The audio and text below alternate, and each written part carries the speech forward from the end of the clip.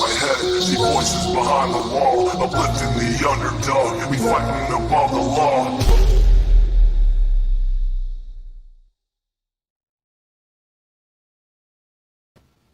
Hello everybody, how you doing? Happy Saturday. Hope y'all are having a fantastic weekend. So Cher is still not 100%. She's actually sleeping right now, so she may come up on in a little bit. She may not. We'll just have to wait and see. So anyways, we are going to press on with this fundraiser. We've already got 145 raised. You guys are awesome. We haven't even started the stream. Very, very cool. So we'll be keeping an eye on that. And yes, for tonight, no creator drama. This is all about coming together and working together. So any creator is welcome in the chat as well as up on the panel. So if you would like to join, I'll throw the link in there. And we are going to be doing a rewind. So we're going to queue up one or two of Cher's first interviews with Don Wells. So the idea is we kind of need to go back to basics, start over, because we've all gotten, it seems we've gotten lost along the way. So hit the reset, start over, just try and clear our minds of everything we know and learn again. And maybe we'll end up getting some more clarity about what's happened in the summer, because that's what this is about. It's about summer. It's not about who's the better YouTuber, who's right and who's wrong. That's irrelevant. It doesn't matter.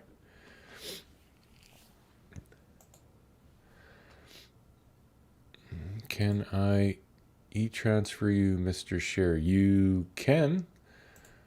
If you don't have PayPal or Cash App. But yeah, I will put my email in the chat there. And thank you very much. Yes, be nice in the crowd. It's about finding justice for summer. Exactly, Beckachu. Exactly.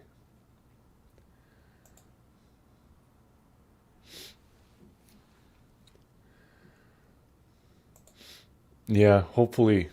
There's hopefully. And yeah, Cher's feeling a little bit better this afternoon, but she got, I don't know if it's food poisoning or if it's a flu or something, but she started getting pretty worn out. She had a bath and ate a little bit for dinner, and yeah, now she's sleeping, so she may get up in a little bit. We'll see. Yes, all donations are going to the NCADV. And it's in the description. But yeah, it's if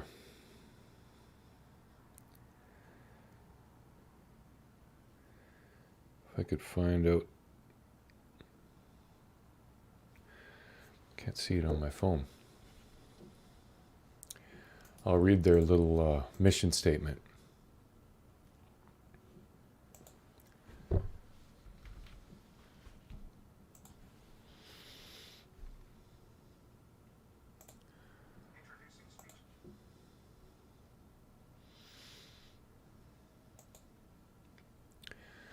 So yeah, so donations will be collected by the NCADV. NCADV is the voice of victims and survivors. We are the catalyst for changing society to have zero tolerance for domestic violence. We do this by affecting public policy, increasing understanding of the impact of domestic violence, and providing programs and education that drive change. So if you'd like to learn more about NCADV, just pop that in your Google and it will show up. So that's where all donations are going tonight. They're not going through us. If you click to donate, it goes directly to them. The only thing we can do is keep an eye on how much has been donated. We don't even say who's donated. But I see we're at 175 now, so thank you very much. You guys are awesome. And this is a great, it's a great place to donate, I think. Is there a link to become a member? Oh, I wonder if that's off because of the no donations thing. Okay, let's just see. I'll pull it up here. Oh, she doesn't have it on here. Okay. One sec, peeps.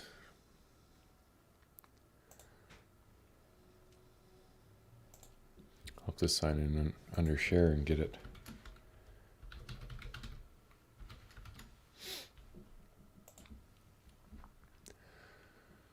Do, do, do.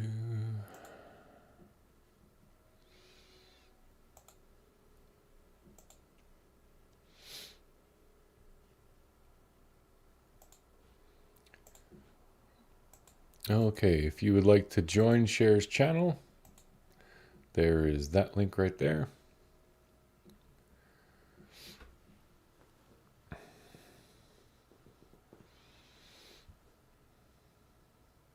Thank you, Pamela. Yeah, Share did this, I think around a month ago for EquiSearch. I can't remember how much we raised, but it was a fair bit. It was over $1,000, so we were very happy. Yeah, that's how we're always going to do our fundraisers. No more we take the money and then send it out, because that's just too much of a hassle and it just brings too much negativity on everybody. We just set it up, it goes direct to them. We are just the platform for you to donate.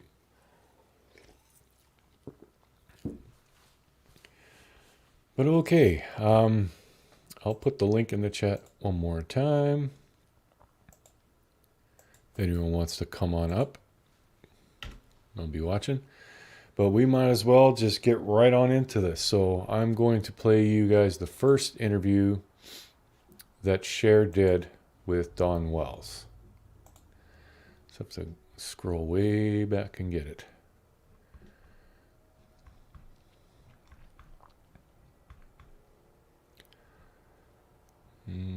So that's going to be...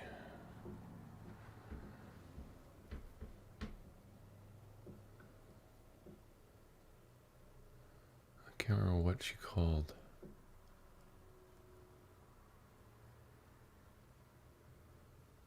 Oh, there we go. Real interview with Don Wells, part 1. Create videos for your business. Hundreds of templates designed to get... So it was a nightmare.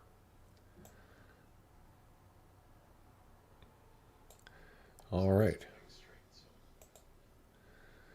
So we are ready to go.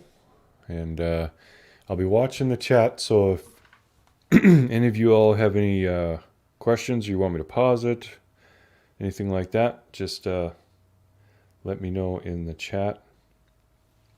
And I'll be keeping an eye out. But for now, let's go back to when was this? This was August 7th, 2021.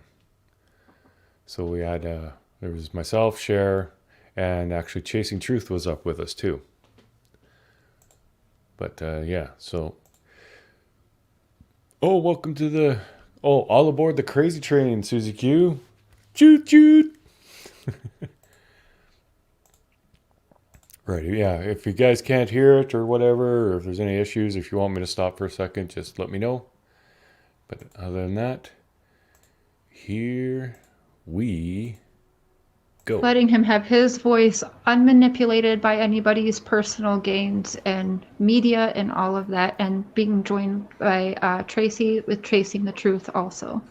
Yeah, and there's no angle here. We're just having a conversation, and we're going to let Don say what he needs to say. And yeah, I do want to say, though, as this is going on, there's going to be an open chat, and any kind of disrespect, people are just going to be blocked immediately. This will be a platform where they can come to and feel like they have a safe place and not get attacked. So anyone Absolutely. doing that to Dawn or Candace it's just going to be a blocking situation immediately. So I'm just giving you that warning. It's not going to happen here. So Dawn, we're going to get into then about you talking about the environment of where your house is, all the drug dealers living around there and everything, and just answer that and talk about it however you want to. Okay. Yeah.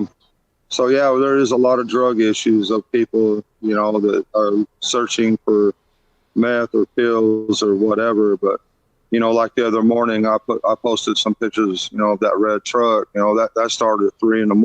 and they's out there raising Cain, at 3 a.m. But so we don't know, and we've had stuff come up missing, and people are in and out of there all the time. And I didn't really realize how rough it was there, till something disappeared. Yeah, there's a lot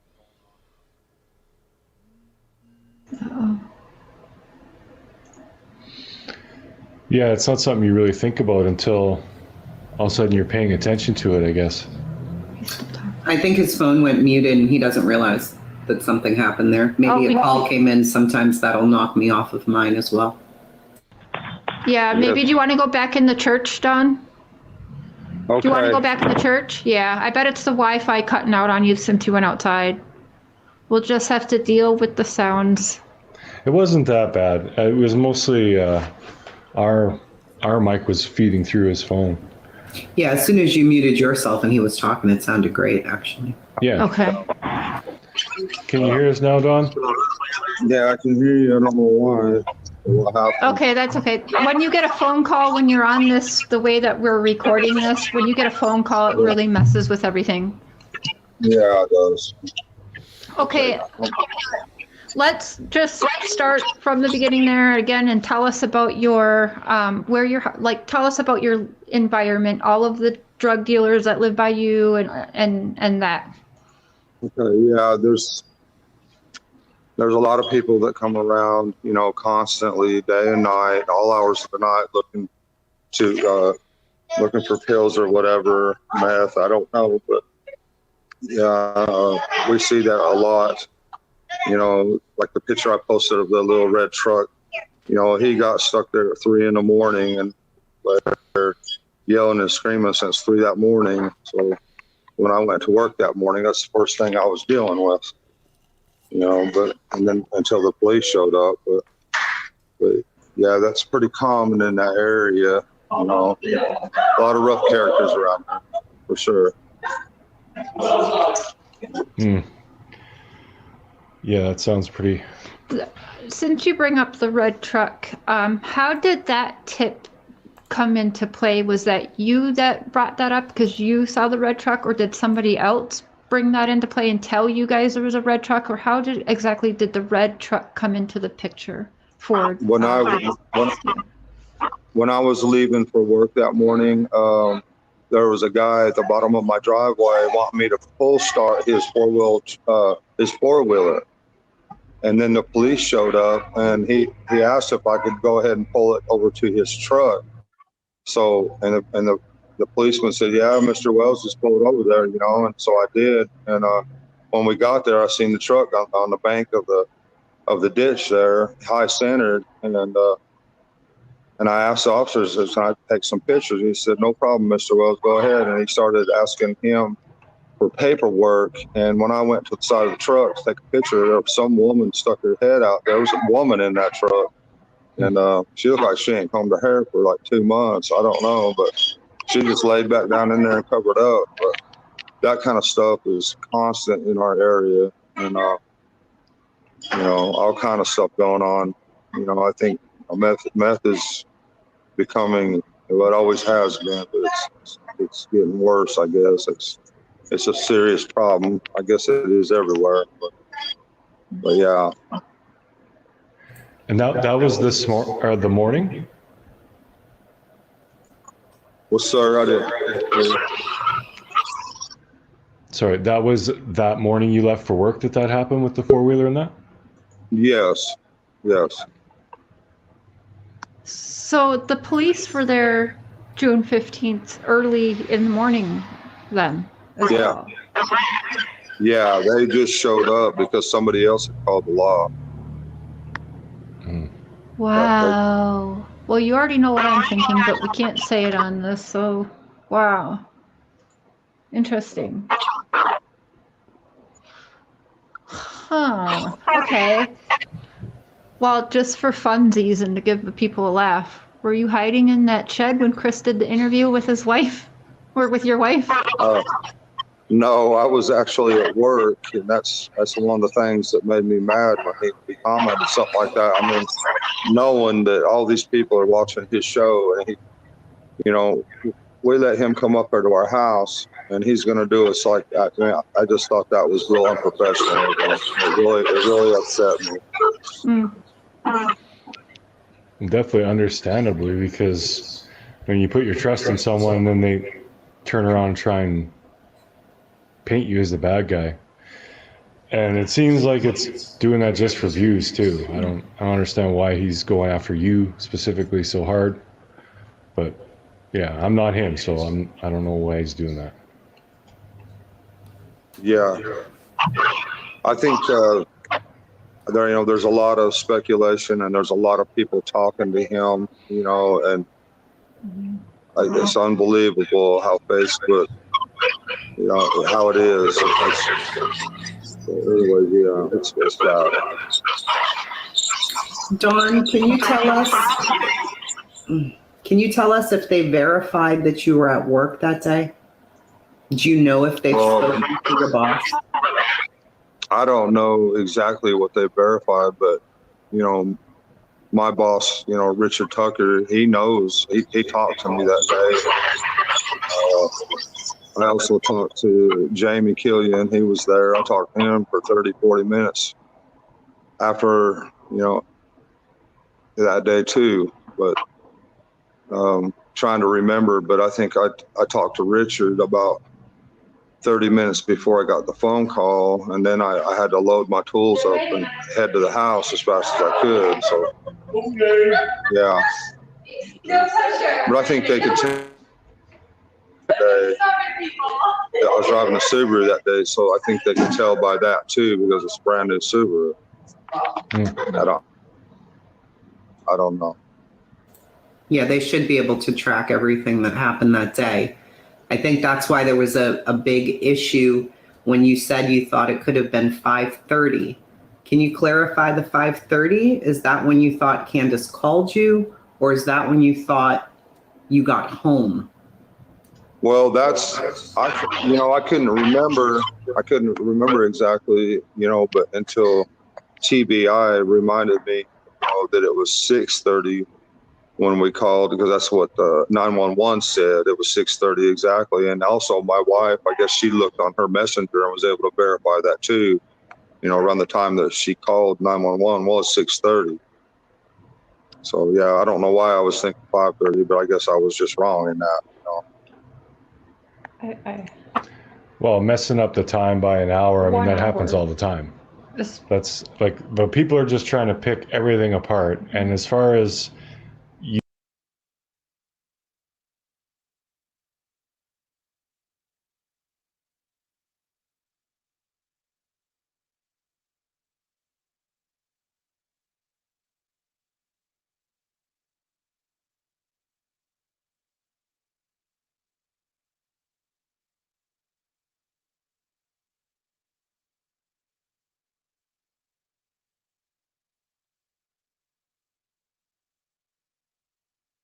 you being like verifying you were at work, I'm sure the police have done that, and people saying that they couldn't verify that, this seems weird to me, because all the people you talk to and everything. I mean, if the police had just talked to them, they'd say yeah, which they probably did. Like, it's probably just all rumors and speculations. Yeah, because law enforcement, I checked again today, they say, yes, everybody is a suspect, but they said that everything that we have all come up with on social media, that they have already looked into those. There is no person of interest, okay? I feel like I should repeat that even. There is no persons of interest. Yeah. As simple as that. So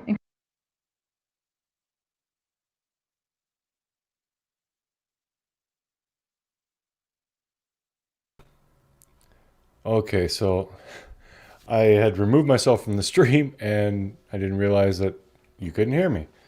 But what I had said when I paused it there is Don was asked if TBI had confirmed he was at work, and Don couldn't tell us that. He said his boss knew, but he couldn't say that TBI did confirm he was at work. And I've never heard TBI actually say that they confirmed he was at work. So yeah, that's why I paused it there. Sorry about that, y'all. But anyways, let's get back to the video. incriminating Don, I'm not sure what people are trying to do.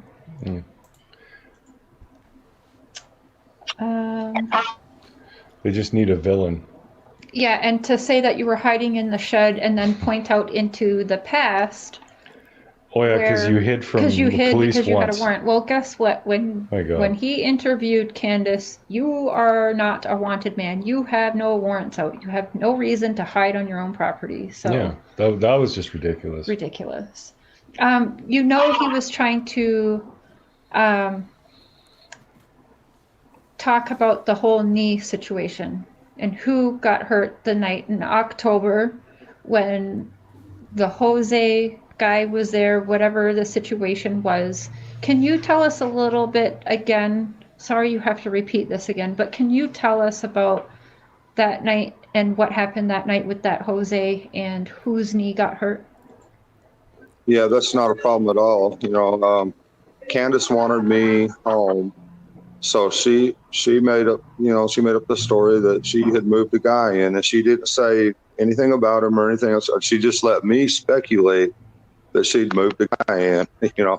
So of course I flew across the country as fast as my little truck would take me, and I got there, and the first day, everything's okay, but the second day we decided to have a few drinks, and stuff, and things started to get heated. And Jose, his wife had messed around on him, I guess, and he was kind of taking it out on me with questions and stuff or whatever. But I told him, me and Candace have had our problems, and we've worked through that and worked it out. And, but she thought that I was in Utah. I was at a party, and I told her on the phone that I'm at a party. We're getting something to eat. Me and my son, we got to get going. We got to get home and get in bed because I had to go all the way to Park City that next day. But what she heard was that I was at a party and I don't want to talk to you, so bye. It's kind of the way she took it, but that wasn't the case at all because I wasn't doing anything but just getting some food and going home to sleep so I could go to work. But that's not the way she took it. But so that was a miscommunication right there, and we didn't know that till after, But anyway, let me go back to the story. But so me and Jose is getting into it, and he's calling me names and stuff. But every time he'd call me a name or say something about me, Candace would push me. So this went on for quite a while, Candace pushing me and pushing me and pushing me, and he'd say something and she'd push me. And finally, I tried to push her out of the way, and I was gonna hit Jose.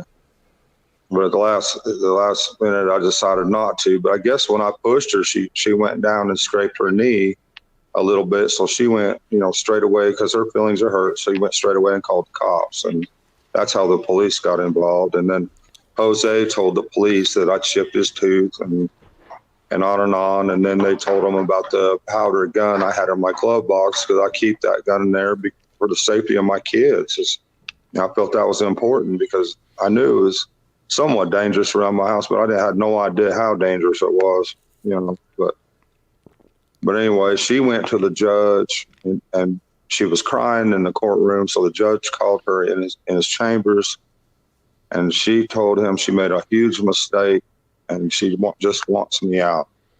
And so the judge let me out. He OR'd me actually with gun charges, and I thought, because I was facing some serious charges.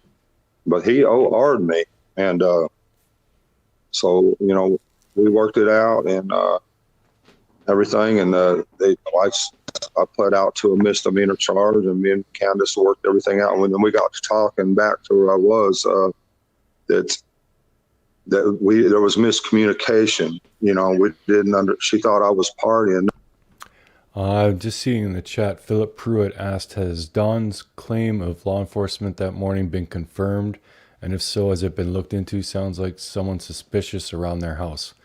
Yeah, this is that whole red truck being hung up on the approach. Dawn had went back and forth several times of saying that this happened the morning of the 15th. And also, he's saying that happened like 2-3 weeks after the 15th, and he keeps going back and forth. I don't know why, but I honestly don't believe that was the morning that truck was there. Anyway. No, I was just trying to get ready to go. I was at my sister's party, but I wasn't partying, So it was a misunderstanding. But we worked it out, and we forgive each other, and and that was that, pretty much. So at any time, did you ever put your hands on push out of the way, move out of the way, grandma? No, she was outside. I'm gonna try to get this. I broke my camera. I apologize. That might be a little bit. It's fine on our end anyway. Okay. No, she was outside by her trailer. I mean, I think she was standing in the doorway maybe, but I wasn't focused on her. But no, I never touched her. No way. And I would never hurt. I wasn't intending to hurt Candace either. I was just trying to get her basically off of me because I wanted to hurt Jose, but I didn't. Mm-hmm. But Well, as a guy, I can definitely understand that. You want the woman out of the way because you're thinking you're about to start fighting this guy. I mean, it's always get the women out of there because somebody's going to get hurt. Did you ever see Jose again after that? no, because that night that I went to jail, and this is one thing I respect Candace's mother for, she told him to load his stuff up right now. He is out of there, and she took him to North Carolina.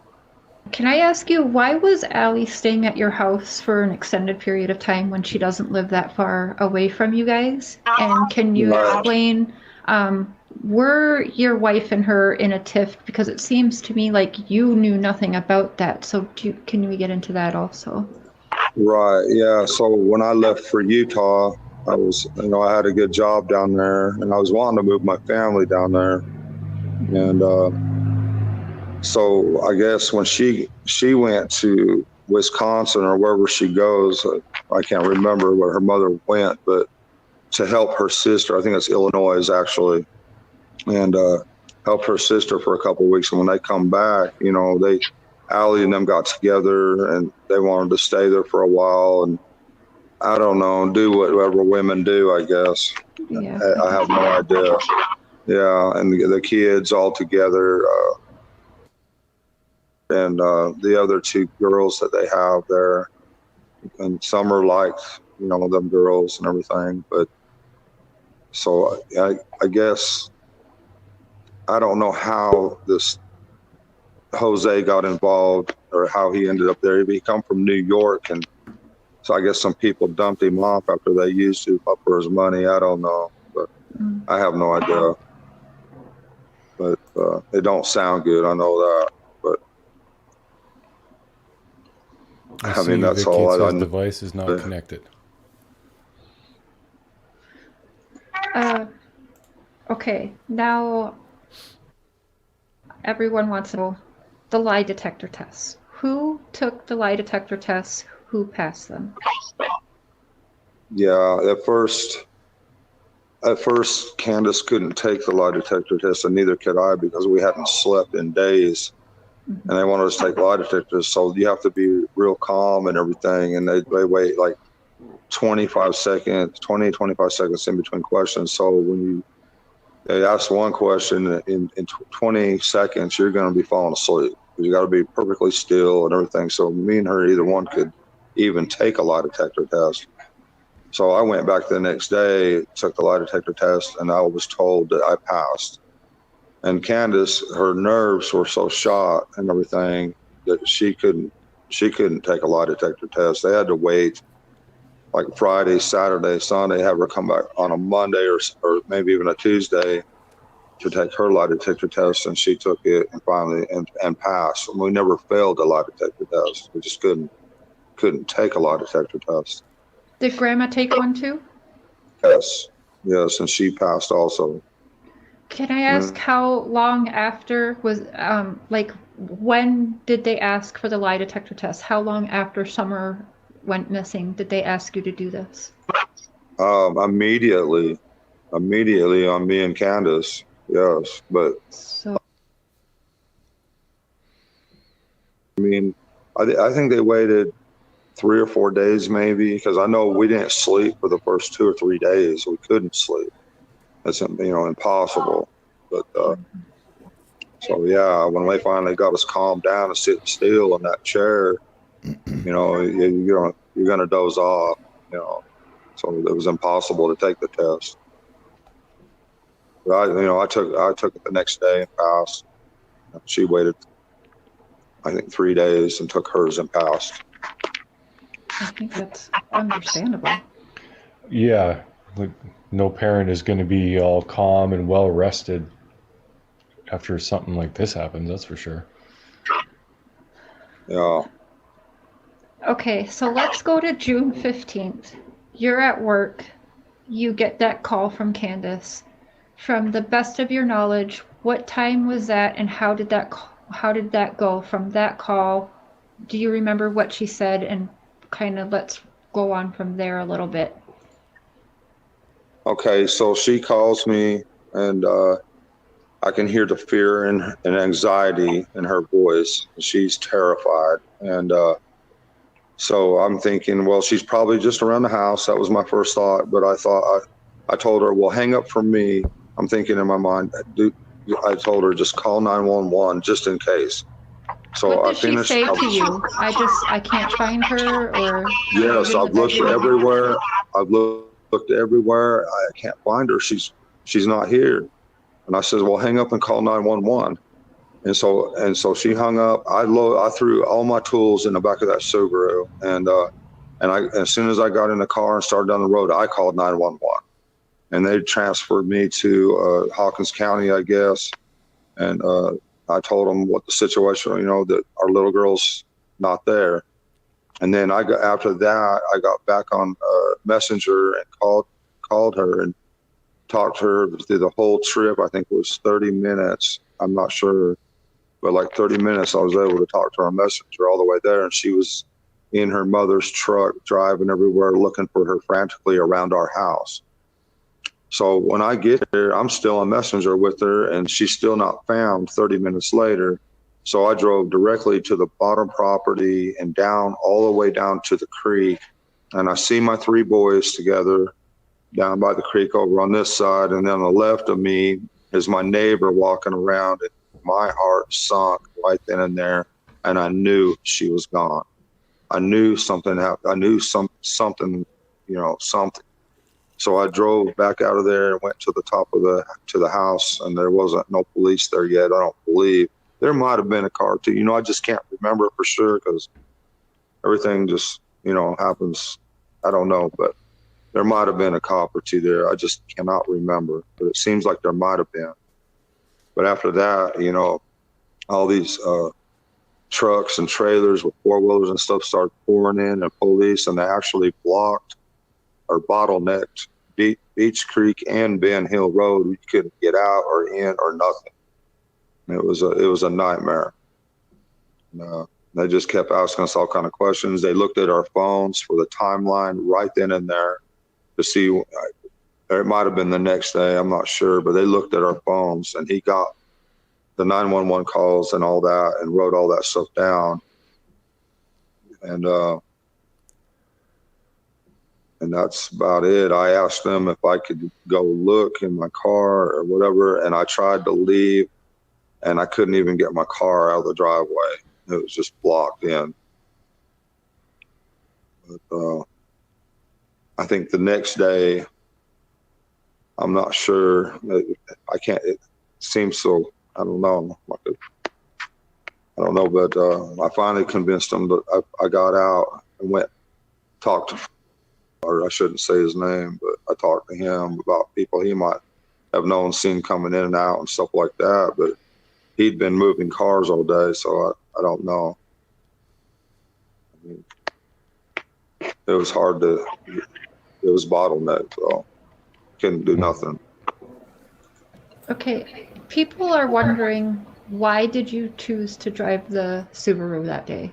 Why not your work truck? Oh, because the Subaru, since the boys have been out of school and everything, I was just sitting there, and I'm paying quite a bit of money for it. And I thought, well, I might as well get some use out of it. I'm wearing out my truck, but I'm pretty hard on vehicles, so I decided just to drive it for a while. That's all.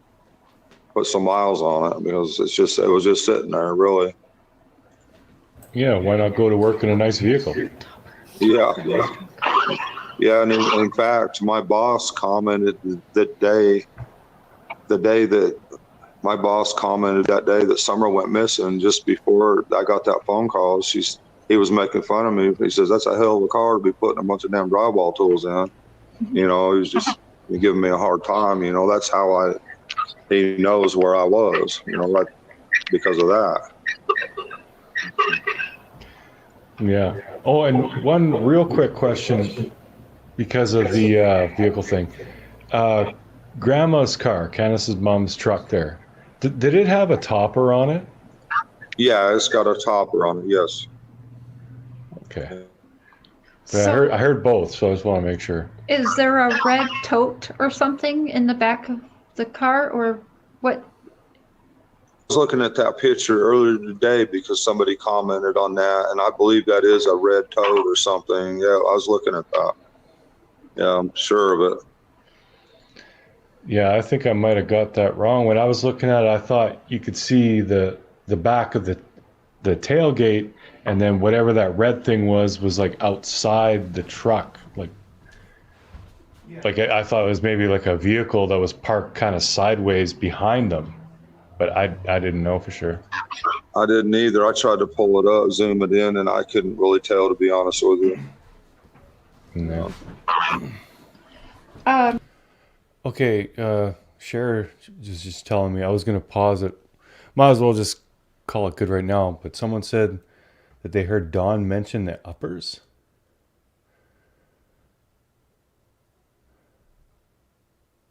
The fundraiser, that is... No,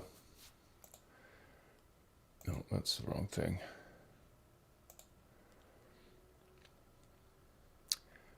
Stop the screen share for a second and get to her. It's for the Center for Domestic Abuse and stuff, but I'll read out their mission statement again.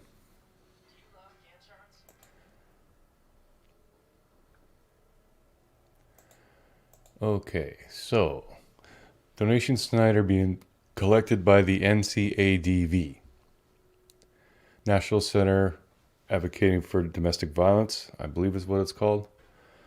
I'm not entirely sure, but yeah, if you Google NCADV, it'll show up. But their mission statement is: NCADV is the voice of victims and survivors.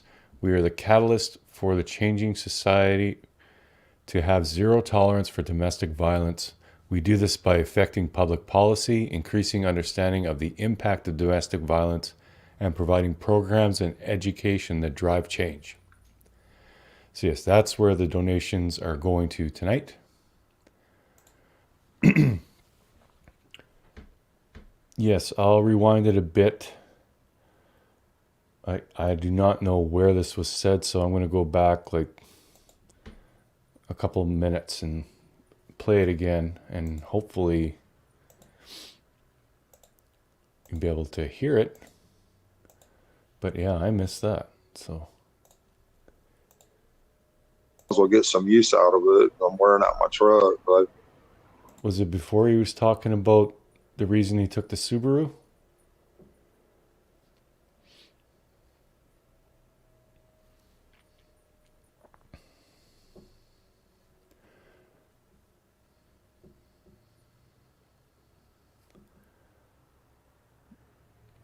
before the part where he explains the lie detector stuff. Oh, that was quite a ways back. She waited on to sleep. You got to be perfectly still and everything. So me and her, either one could even take a lie detector test. So that's There, the lie he come detector from stuff. New York, and so I guess some people dumped him off after they used him up for his money. I don't know, but I have no idea. But it don't sound good. I know that. When he was But going to see his friend. I mean, that's all I know.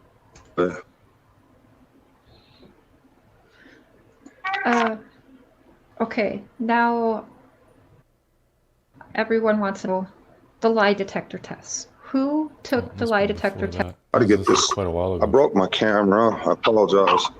That might be a little late. It's fine on our end anyway. Okay. No, she was outside by her trailer. I mean, I think she was standing in the doorway maybe, but I wasn't focused on her. But no, I never touched her. I never, no way. And I would never hurt. I wasn't intending to hurt Candace either. I was He just used up his money trying to talking get about her Jose. Is that when basically that was off of me because I wanted to hurt Jose, but I didn't. Yeah, that was. He did not say uppers. They used up his Well, as a money. guy, I can definitely understand that. You want the woman out of the way because you're thinking you're about to start fighting this guy. Skip I mean, it's back. always get the women out of there because somebody's going Just sitting there, really. So people are then questioning why, when you got home at 6:30 or whatever time, so if you called 911 at about 6:29, were you already on your way home, or how long did it take you to get home after calling 911, do you think? I'm not sure because I talked to her that she had that messenger call, but I was passing traffic, double yellow line. I almost lost it in a curve. I was going as fast as I could possibly. I was speeding like crazy. You know, I'm really not sure, but I know it's a minute drive. I probably made it in 30, I'd say. And you were pulled over, weren't you, on your way? No. Okay. No. I heard that. Okay. That was the Utah drive. Oh. Oh. What was that? I said that was the Utah drive. When you were driving too fast, you got pulled over then, not when you were driving home to get to Candace. Yes. Yeah, I was in Kansas, and there was nothing out there. You know, I was in Kansas just flying, and because I was thinking, Jose and Candace got something going on there. So I'm flying home, and that cop was just right behind me. I don't know where he come from, but boy, he snuck up on me good. He got me, but I told him what was going on, and so he gave me a big break and let me go. He gave me a ticket, but not as big as a ticket as I was going.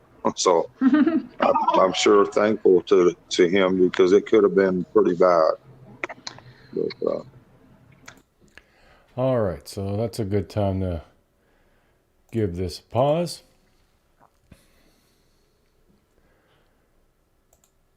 So what are you guys all thinking so far? What do you got? What you thinking?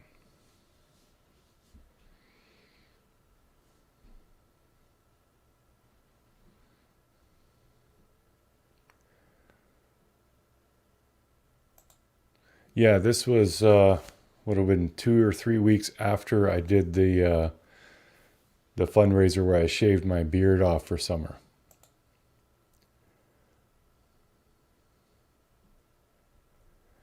No, it didn't say use the uppers. He was talking about used up his money. He was talking about Jose. According to Don, yes, the Subaru was on loan. But I also saw someone in the chat say when Ernie brought pizzas there, that Subaru was still in the driveway. So who's making the payments on it? Because Candace ain't working.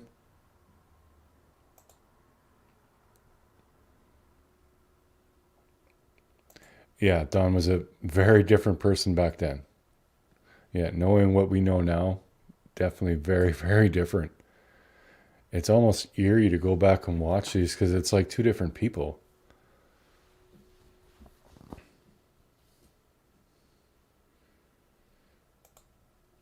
Yeah, lots of people have said that, Robin's Egg. And Don actually said he was surprised that they stayed connected the whole way.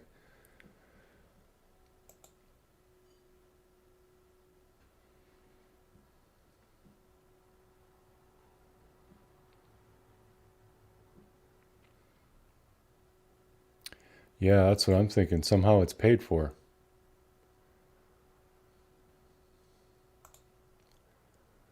Dr. Jekyll and Mr. Hyde, yeah. Dr. Jekyll and Mr. High. Yeah, well, Don said they got a loan for it, but I've heard that it was just bought straight out. So yeah, I don't know. But yeah, we've raised $368 so far for the fundraiser, so that's very awesome. Thank you all so much.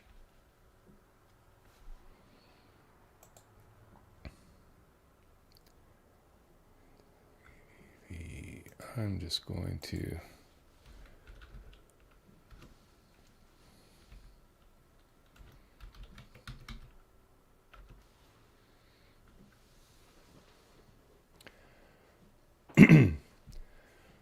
I know a bunch of people have been asking, so I'm going to throw the link to the NCADV in the chat.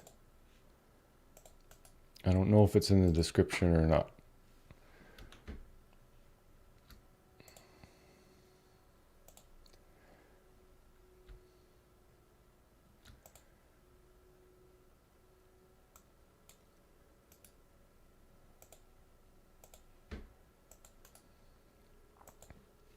So yeah, if you want to read up about what they're all about, there's that linky.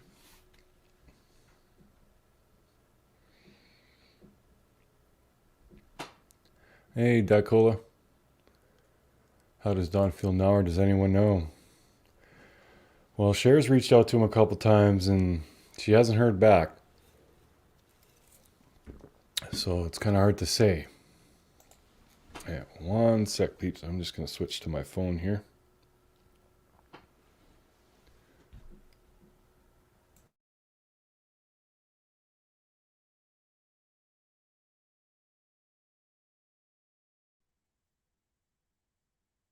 Spooky.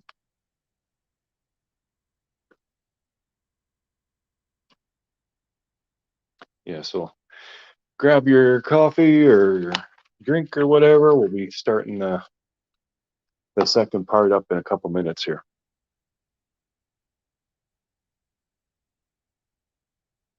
The only one that I know has talked to Don is Tim Mullen. I reached out to Tim and asked him if he'd do an interview with me. He was talking to me for a bit, and then I haven't heard anything, so I don't know if it's going to happen or not.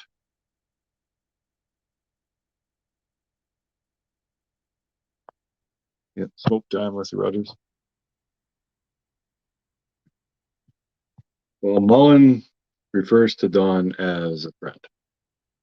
He did that in that post where he said Don called him from jail, and he said it to me in Messenger.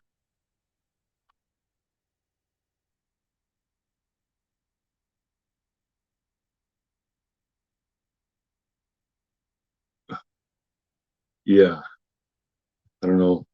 I don't know how he could afford to buy the Subaru, right? Well, he told us it was a loan. But obviously, if it's a loan, someone's making payments still. It's not Don. 10 months later,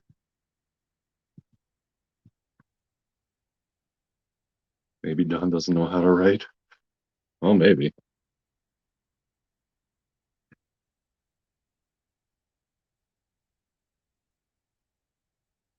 JLR is related to Tim Mullen? That I have no idea about.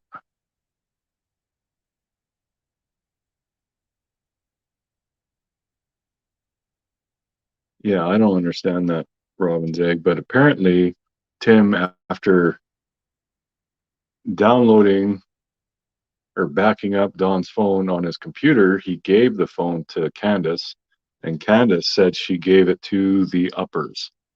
Don't know who the uppers are, and she would not clarify who the uppers are.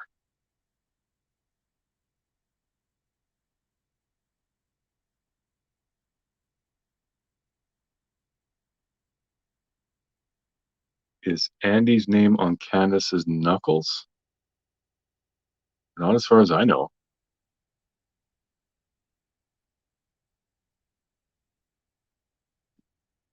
When someone said BK and Mullen are related.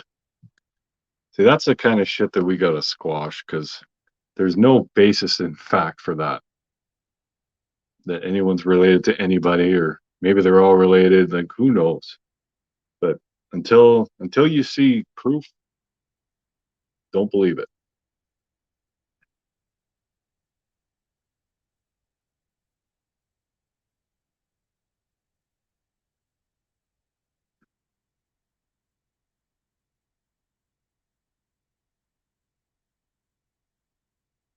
Pamela, I don't believe Candace is ever going to get the boys back.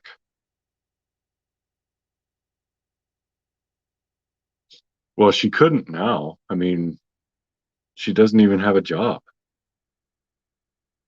Like, she has no income. They're not gonna put the kids back in that house.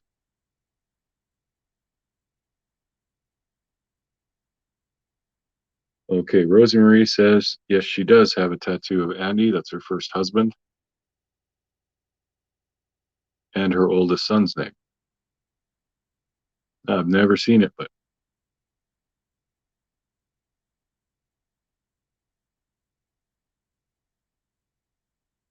yeah, if anyone wants to join, they're welcome to. I'll throw the link in there again.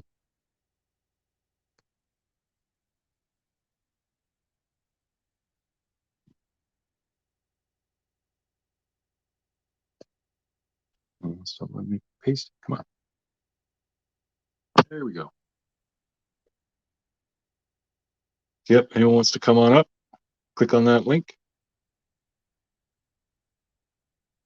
And we'll be getting started with part 2 right away here.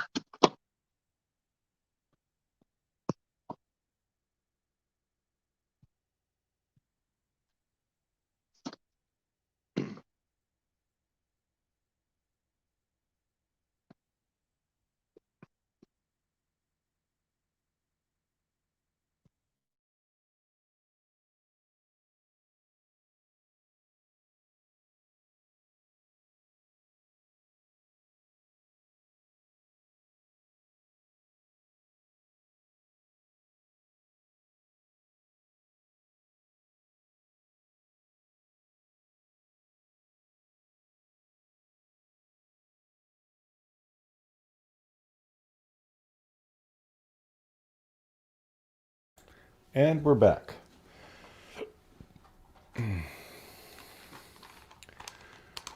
Oh.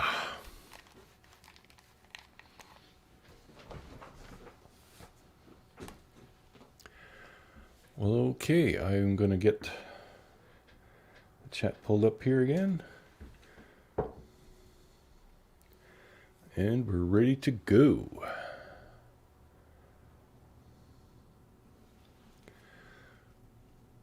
All right.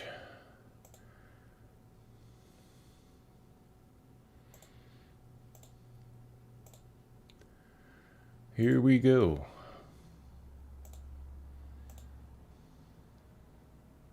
Okay.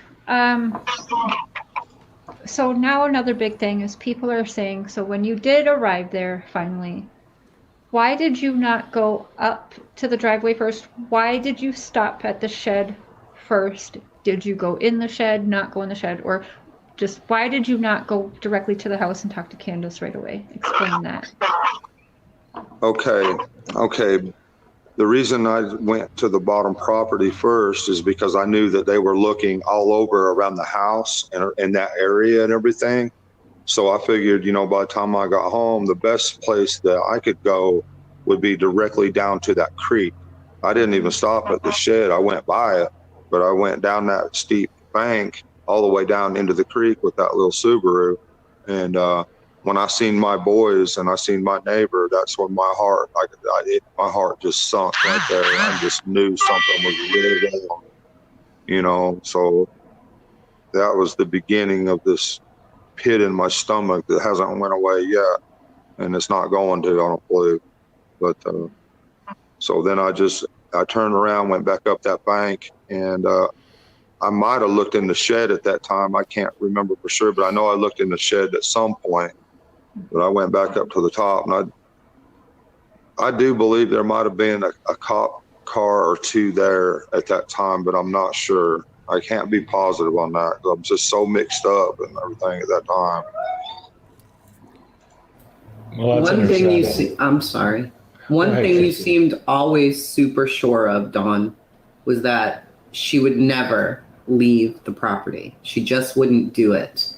And you guys reference her swing a lot. Why do you reference the swing? Was that like a boundary area for her? Did you guys say don't go past your swing? Or why was, Candace mentioned it a few times too, she would never leave past her swing? Well, she would go, you know, she may not have. I mean, I've seen her go to the edge of the property. I mean, not to the edge of the property, but to the edge of the lawn, but only like if the boys were down there or something. Like the boys went down the creek one day together and she went halfway down the hill, but she wouldn't go all the way.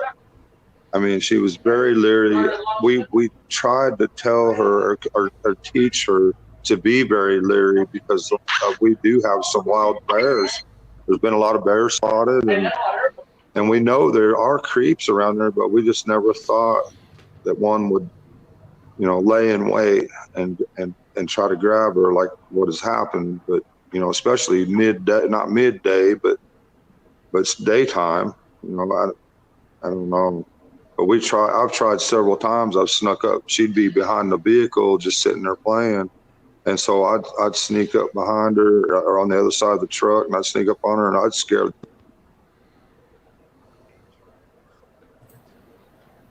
Uh-oh, your sound went out again. Sorry, Don. You're going to have to message him again. Oh, poor guy.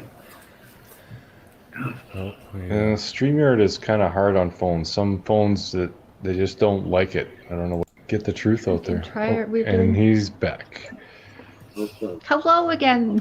I just want to say before we get rolling again, according to Jose, the boys and Summer all snuck out of that house and they were always outside. And he even said one time Summer was down at the bottom of the driveway and Don went and got her and actually spanked her for going there. So depends on who you want to believe with that one.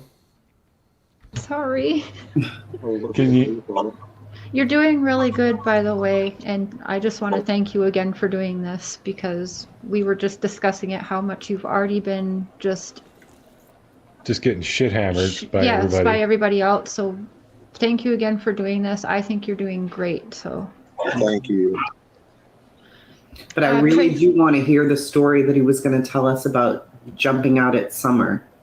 yeah, can you That's go what back to there again? Yeah, you know, there's been we tried, you know, to teach her not, you know, that there's wild animals and other things. We just, I mean, I don't want to. Sorry. It's okay. We call them meth heads, meth monsters, whatever. You know, so we knew that was it, but I probably shouldn't say that because people will tear that apart. And you know, sorry. But yeah, bears, and I've snuck up behind her. She'd be behind the vehicle, just sitting there playing or whatever, you know. But I'd sneak up and I'd scare the daylights out of her, trying to teach her, you know, that. And yeah.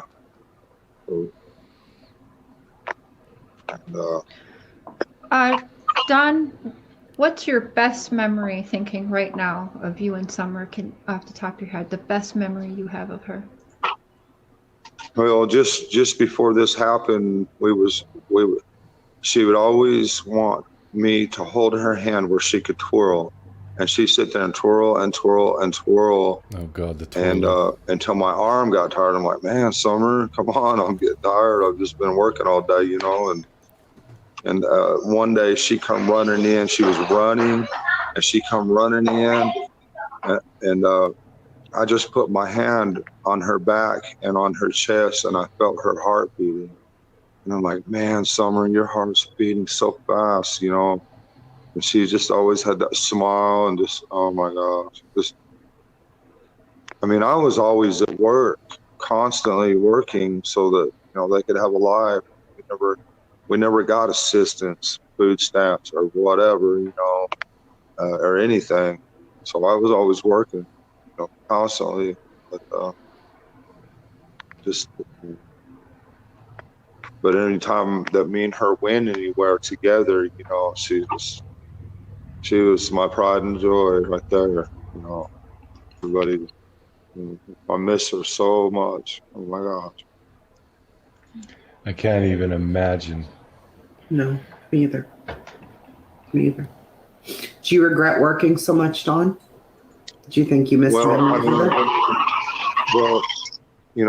I take my boys to work with me all the time and stuff. It's just that she wasn't quite old enough yet. It wasn't quite safe enough for her yet to. In a couple more years, I would have probably been teaching her how to spot nails, but she just wasn't. I've had her out on a few jobs with Mom, but they'd always leave, but they can spot nails, like that airplane ride. I don't know if y'all seen that. We done the drywall in that airplane hangar, and that guy, he come in and asked if he could give a ride in his airplane. I'm like, I wouldn't let him miss it, so that was pretty awesome. There was a rumor that the kids went to work with you that day. Somebody mentioned that the boys were at work with you that day. Is there any truth to that? No, nobody. They weren't to work with me that day because I fired Dudley the day before. I fired him, and he was just creating a lot of problems at my job. He was driving around there and calling my boss constantly, stuff, for whatever reason. I'm not sure why, but no, that one of my boys weren't with me that day. I didn't take them very often, and they really don't like to go, because it's kind of boring sitting there spotting nails all day. So, but they kind of They want to run free. Yeah, some of the jobs, where it's more open and stuff out in the middle of nowhere, they can just go out and play in a dirt pile. They love that. So, it just kind of depends on the job. That particular job there's a lot of houses it's a subdivision, and you got a lot of bosses and important people running around. So you can't take a kid at one of them places. It's not, you know what I'm saying? But some of them jobs you could take them to, and they could really enjoy the property and whatever the people were doing with their, you know what I mean? It's just some of the places are really nice, like that airplane hangar. He got to see that, really good, the airplanes and everything. Yeah, that does sound pretty cool, actually. The dogs, were your dogs home June 15th, or you said they were gone for a few days about the time Summer had gone missing? Were all of the dogs around? Were some of the dogs around? And how many dogs did you have then? Yep. People drop off their stray dogs there all the time. And, we've had a few good dogs, of higher breed that people stole from us. And so we end up with a lot of stray dogs. And so we just take care of them. That's all we can do, the best of our ability. But sometimes they just run off and we don't see them for a couple of days. But at this particular day, they weren't up on the hill, but one or two of them come in, I think, if I remember right, eventually come in, but that was about it. So we don't know where they go or what they do, but we're not And gonna. so were they around at the time that the police had shown up then to take your guys' report for Summer missing? Were the dogs there then? No, they weren't there. And these dogs are like, they don't know when to bark and when not to bark. And they're really, they don't know. I wish now I had some Great Danes or German Shepherds or something like that, because these dogs here are not any kind of dog you'd want to protect your kids. It wouldn't. Oh, one sec. I just heard a beep. Somebody popped up here. Scotty Skulls. Hello. What's going on? Not too much, man. So what Man, do you think about this? I go back and listen to this, and I don't know. I hear new stuff. Hmm. It's weird. Yeah, it is. This is a completely different Dawn than what we've seen recently. That's for sure. Am I echoing to you? Nope. Am I echoing? No, I am to myself. I was last night too. No, I don't hear it. Oh, apparently people in the chat hear it. Do they? I don't know why. Are you on your phone? No, I'm on my computer. Oh. Yeah, I don't hear I it. don't know. Let me unhook, go out, and come back in. Alrighty. All right, bye.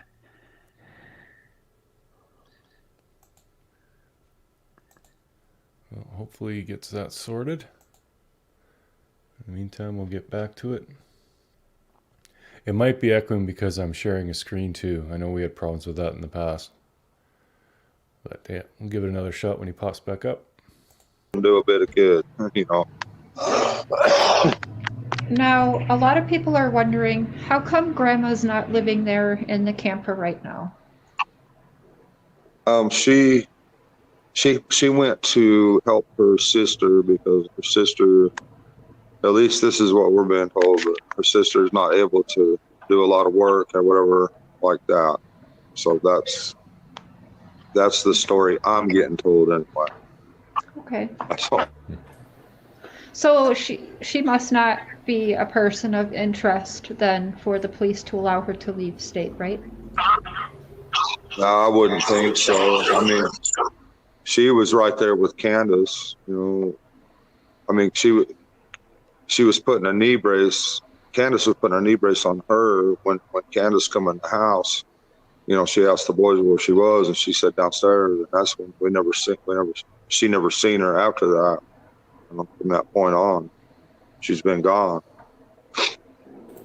Okay. I just want to clarify before we move past that, because people are going to say Illinois. I thought she was in Wisconsin. They lived in Wisconsin, but her sister lives in Illinois somewhere, and I'm not sure what town, but yeah. Okay. Alrighty. So do you have any more questions, honey? Yes, I do. But the one I just forgot. Another big thing people are harping on you for is when you were asked the question, what should happen to the person who took Summer or whatever happened? If somebody has Summer, or, you know, if they abducted her or worse, you were asked what should happen to that person should they be found or what? And your response was you weren't sure if you would want to put someone in prison because you know that life. And I understand your response because we talk, so you know my past and everything. So I understood your response. But also, it's in your church teachings because God always said you forgive, right? So is that kind of why you think you would be a little more forgiving? Is it because of that's your religion, your beliefs, that's what you feel in your heart? Or can you kind of just clarify that a little bit for people who are freaking out about that? Yeah, you know, of course, the first thing that comes to your mind, if somebody hurts my kid or your kid or anybody's kid, is I'm going to hurt them. that's the first thing that's going to run through any person's mind. But if you allow the system to, We just hit the $400 mark for our fundraiser. So thank you very much to everyone who's given. You are awesome. That's so great. So happy to see that. put them in prison, there's no worse place. Death is better than prison. Okay, you have to be in prison or have been there to understand that death is better than prison. So prison's way worse. And not only that, once you get in prison, them guys in there are going to be like, you know what, that could have been my kid, and they're going to act accordingly. And a lot of people don't understand that, and that's why I hesitated when I answered that question. And Mr. Chris probably wouldn't. That's probably way beyond him, I guess. I don't know to understand that type of thing. But yeah, prison's the worst thing that any person or human being could go through. So that's, but if the man asked God for forgiveness and changed his ways, who am I to not grant him forgiveness? I mean, I don't know. I mean, God says there's hope for all of us. So, I mean, I don't know that I could forgive him, but I know that God says we have to forgive everybody, and we have to work on that. But it might take me the rest of my life, So yeah, thank you. Wasn't who's that? Yeah, all the background commotion and stuff, that's other people's kids. Don was at the church when he did this interview. On the, was it Jory? Yeah. That guy, a guy killed his girlfriend's child. Yep. And her. And then bailed. He ran away, and he was in hiding for like a year. But her mom, she said that she forgives him. Yep.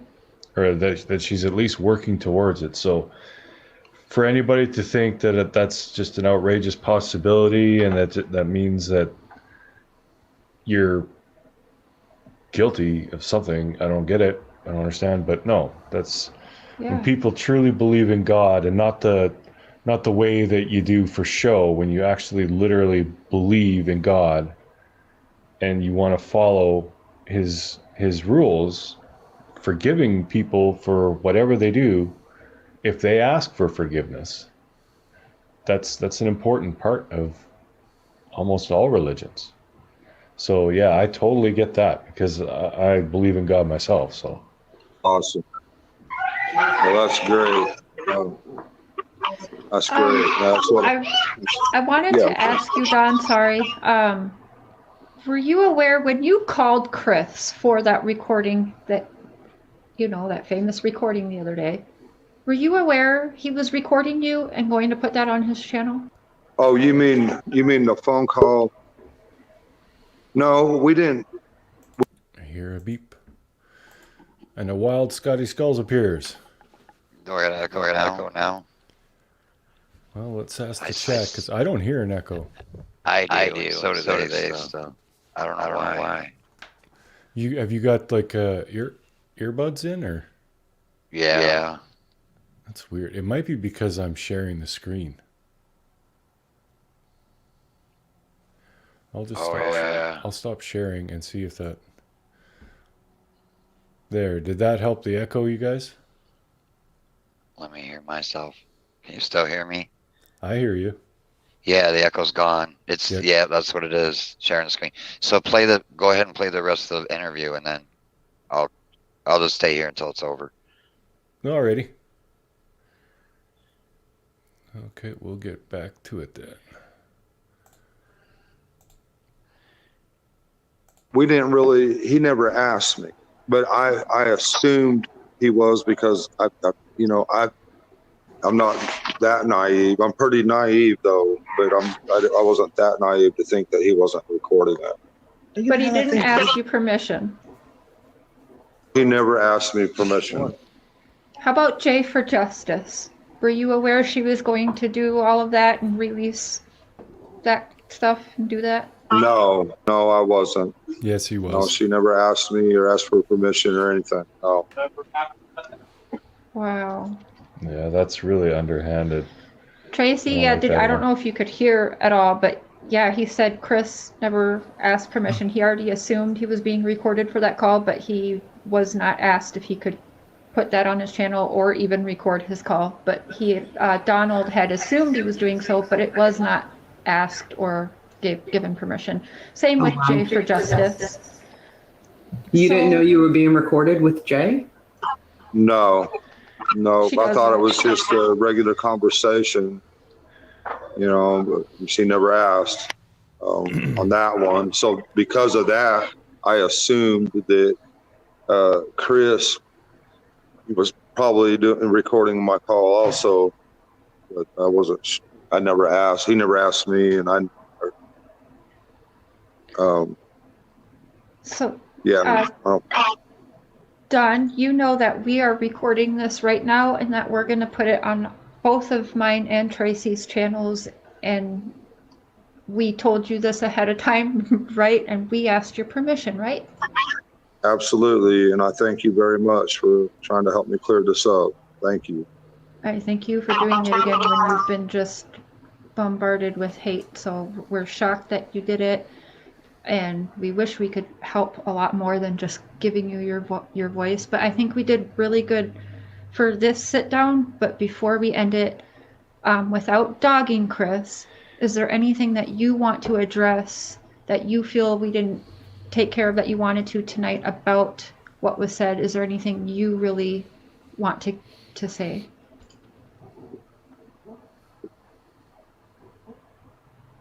Oh, and I think he was having issues hearing us then. We lost him, yeah. Oh, no.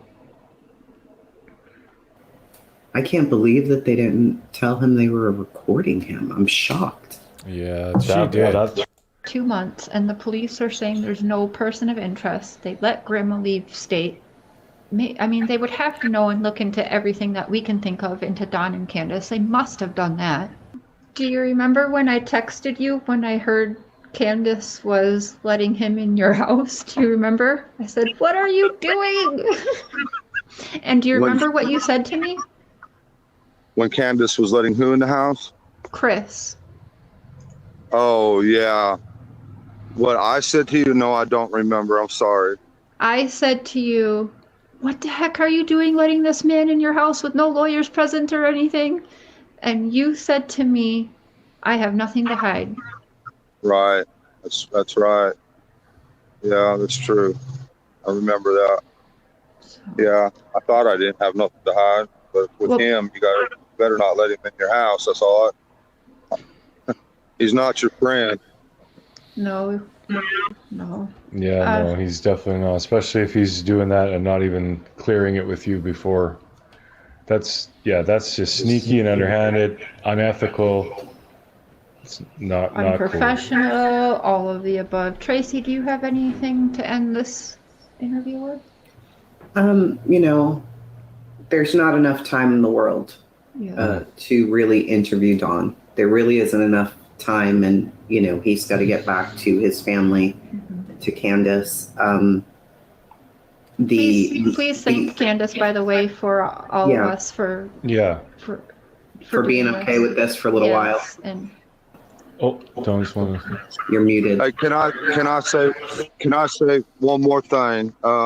Trish had mentioned that I tried selling my kids when I was younger, when I was living in Utah, and I just want to flat out deny that. That's the craziest thing I've ever heard. Who in the world can you sell kids to anyway? That is just unbelievable. Just because you've been on the news and people see dollar signs and stuff, have they always kind of done this to you, or are they really like it's extra now because everybody is seeing, cameras and a few dollar signs, or what? I mean, what do you think about that? Well, it's been this way ever since I was a little kid. They've turned everybody against me. They've hated me for all these years. They've always hated me. They've turned my dad against me in every way. And all the while, he's co-signing for them new homes, new cars, whatever they want, but they want me out of the way. And another thing, you know, my dad said he was going to leave his house to me when him and his wife died, and I was going to sell my house and pay it off. And since summer, and my dad said that after summer got gone, you know, this is when they started all this. They don't want me around. They don't want me in the picture, you know, and that's fine. They can fight over whatever's left, because I don't want to. They can have it. Create videos for your business with hundreds of templates designed to. The poor guy's just going nuts trying to get his own one. That was it for the first interview with Don. Okay. So remove that. You still with us, Scotty? I think so. All right. I don't know. A lot of people wanted me to come up. I saw a lot down there, dude. Yeah. And a lot of things I saw like made me think different, you know, because I had all these certain ways that I thought, and then I get down there and it's not the same as what I thought, I guess.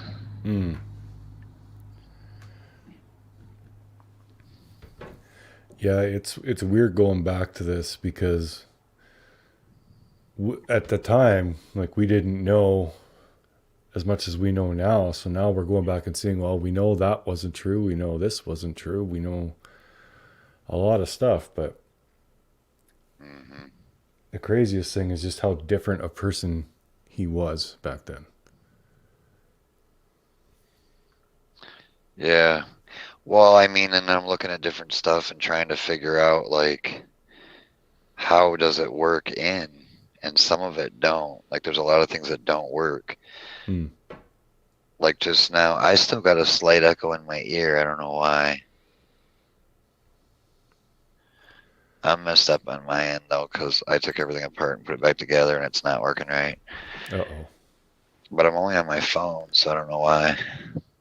Well, you sound clear to me, so I don't know. Okay. So, like, talking about the truck, he just said that it had a cap on it, right? Oh, Candace's, Grandis's truck, yeah. Yeah. Okay, well, does anybody see that in the video? I don't think I've ever seen the outside of Grandis's truck in the video. Not in none of CMs or nothing? I'd have to go back and look, but I don't remember seeing it in CMs, no. In the TikTok video, when it's with that quick shot out the back window, it doesn't look like there's one on it to me. Well, when I first looked at that, I thought it doesn't look like there's a topper. I thought I could see like the tailgate and everything, but I don't know if I just got that wrong or what.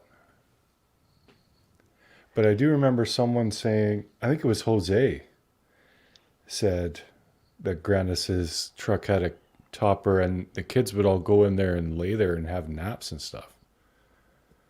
Which is weird, but...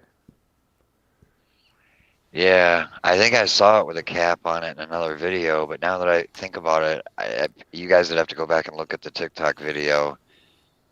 But it doesn't seem like there's one on there because of the way the sun's shining. But then I just noticed too, I just started thinking about it. There's more than one, there's more than just that TikTok video. I don't know if you ever noticed, you know the milk jug picture that everybody uses? If you look at the TikTok video or try to screenshot any of them shots when it's on summer, the color is totally different from that picture that everybody's passing around, right? Yeah.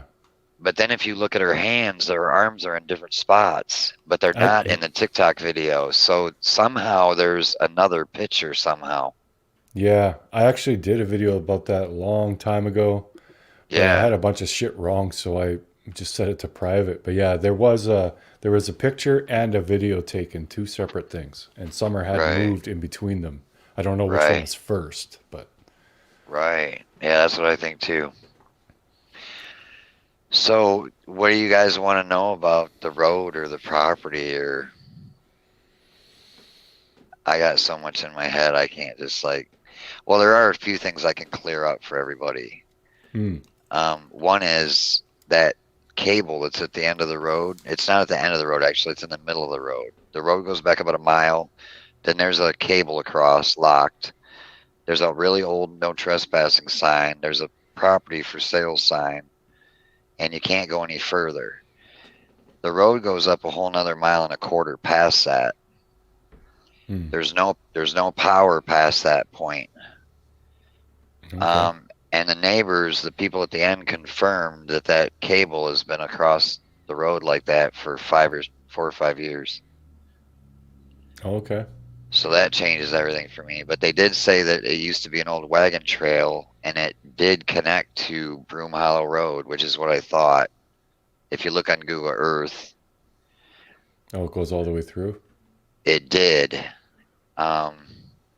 Like back, in the wagon days, it was a wagon trail. Mm-hmm. So I don't know how long ago it didn't connect, and then where Don says there was a landslide up there, there was. Okay. But yeah, as far as like all the conspiracy about Chimney Top Loop going up there and like somehow connecting, it's 2 miles east, Mm. and there's no access up. So even if you could get up, you'd still have to go through the mountains for 2 miles across to get to Ben Hill. So basically, through the woods and over the hill, it's still 5 miles.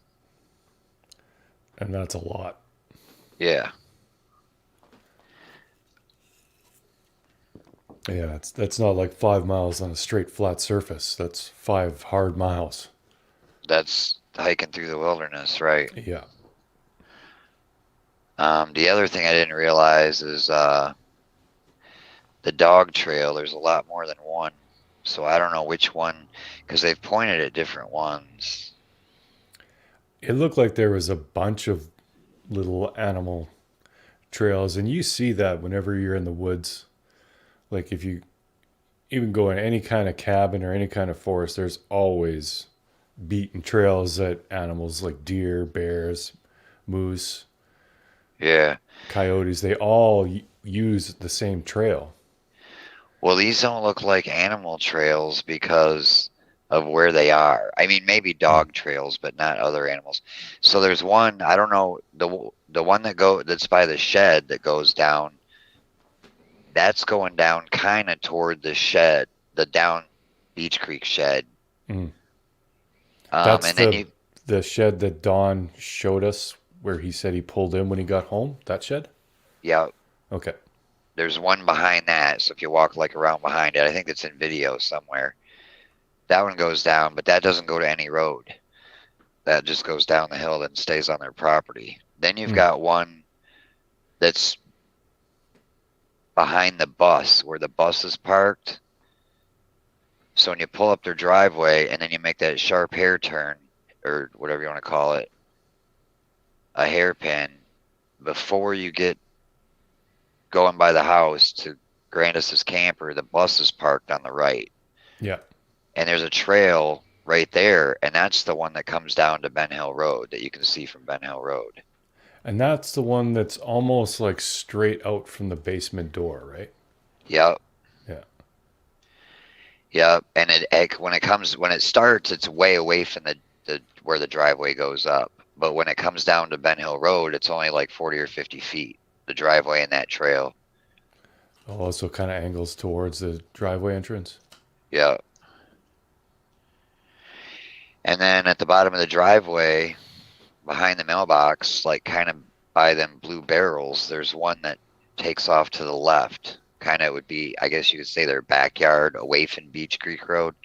The back side of the hill, there's a trail there too.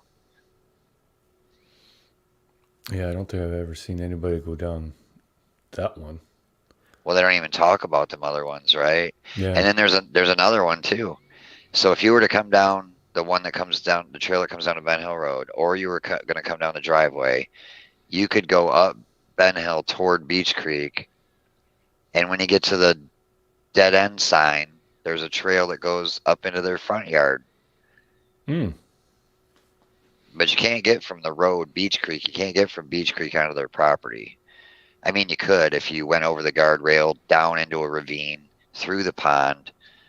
You know what I'm saying? And then up, Yeah. and that front hill is really sharp. Yeah, that wouldn't be a very feasible approach. But I think them kids ran down the driveway and ran down that side trail and was out in the road, went out that back trail and came up to that sign and went in the front and all that. It just, there's toys. They're pretty wore down trails. Mm-hmm. It just, I don't know. I may be wrong, but it just looks that way when I was there, you know. And it's quiet. No, it's quiet. Nobody's there. Oh yeah, it's way out in the middle of nowhere. There's not a high amount of traffic, and they're kids. They're outdoorsy kids. Like, these aren't your typical suburban kids who've got an iPad glued to their face. They're outdoors playing like what we did when we were kids. Right. So to They're think that outside they running only, around all day. yeah, so to think they only stayed within, what, 30 feet of their house? No, I don't buy that at all. I think they were all over the place. They go down to the creek, they go down to the road, probably play on the road quite a bit. Yeah, they'd be all over that property. Well, yeah, and between the front hill and Beach Creek Road, you got the ravine first, but then you've got the creek, and you can't get down that that front hill. So that's why I think that they'd come down the driveway, and just like the motorcycles and stuff. Mm. Yeah, and like Burden of Proof just said, the boys used to ride their bikes down the dog trails. The only trail that I could see besides the hoop around the house, the only trail they're riding bikes down is that one that goes back by the mailbox. So they'd come down the driveway to the mailbox, not quite to the mailbox, and take off to the backyard that way. But the one that comes down to Ben Hill, you're not riding a bike down. The one that comes down from the shed, you're not riding a bike down. They're too steep. Yeah, it'd be the other one, and then they could go either way down the road, come around and up the driveway, do that loop, or go the other direction. Yeah, I bet you they were always off the property, and it kind of sounds like, Dawn always working, and Candace didn't seem like the world's most attentive mother, so I'm betting Summer was just out there roaming around a lot by herself. Oh, yeah.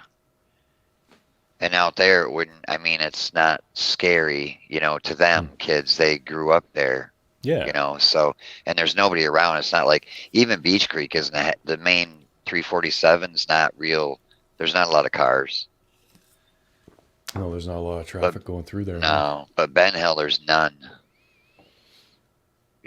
It's just dead silent. Birds, the water running through the creek. You can hear it on the stones. It's a tranquil place.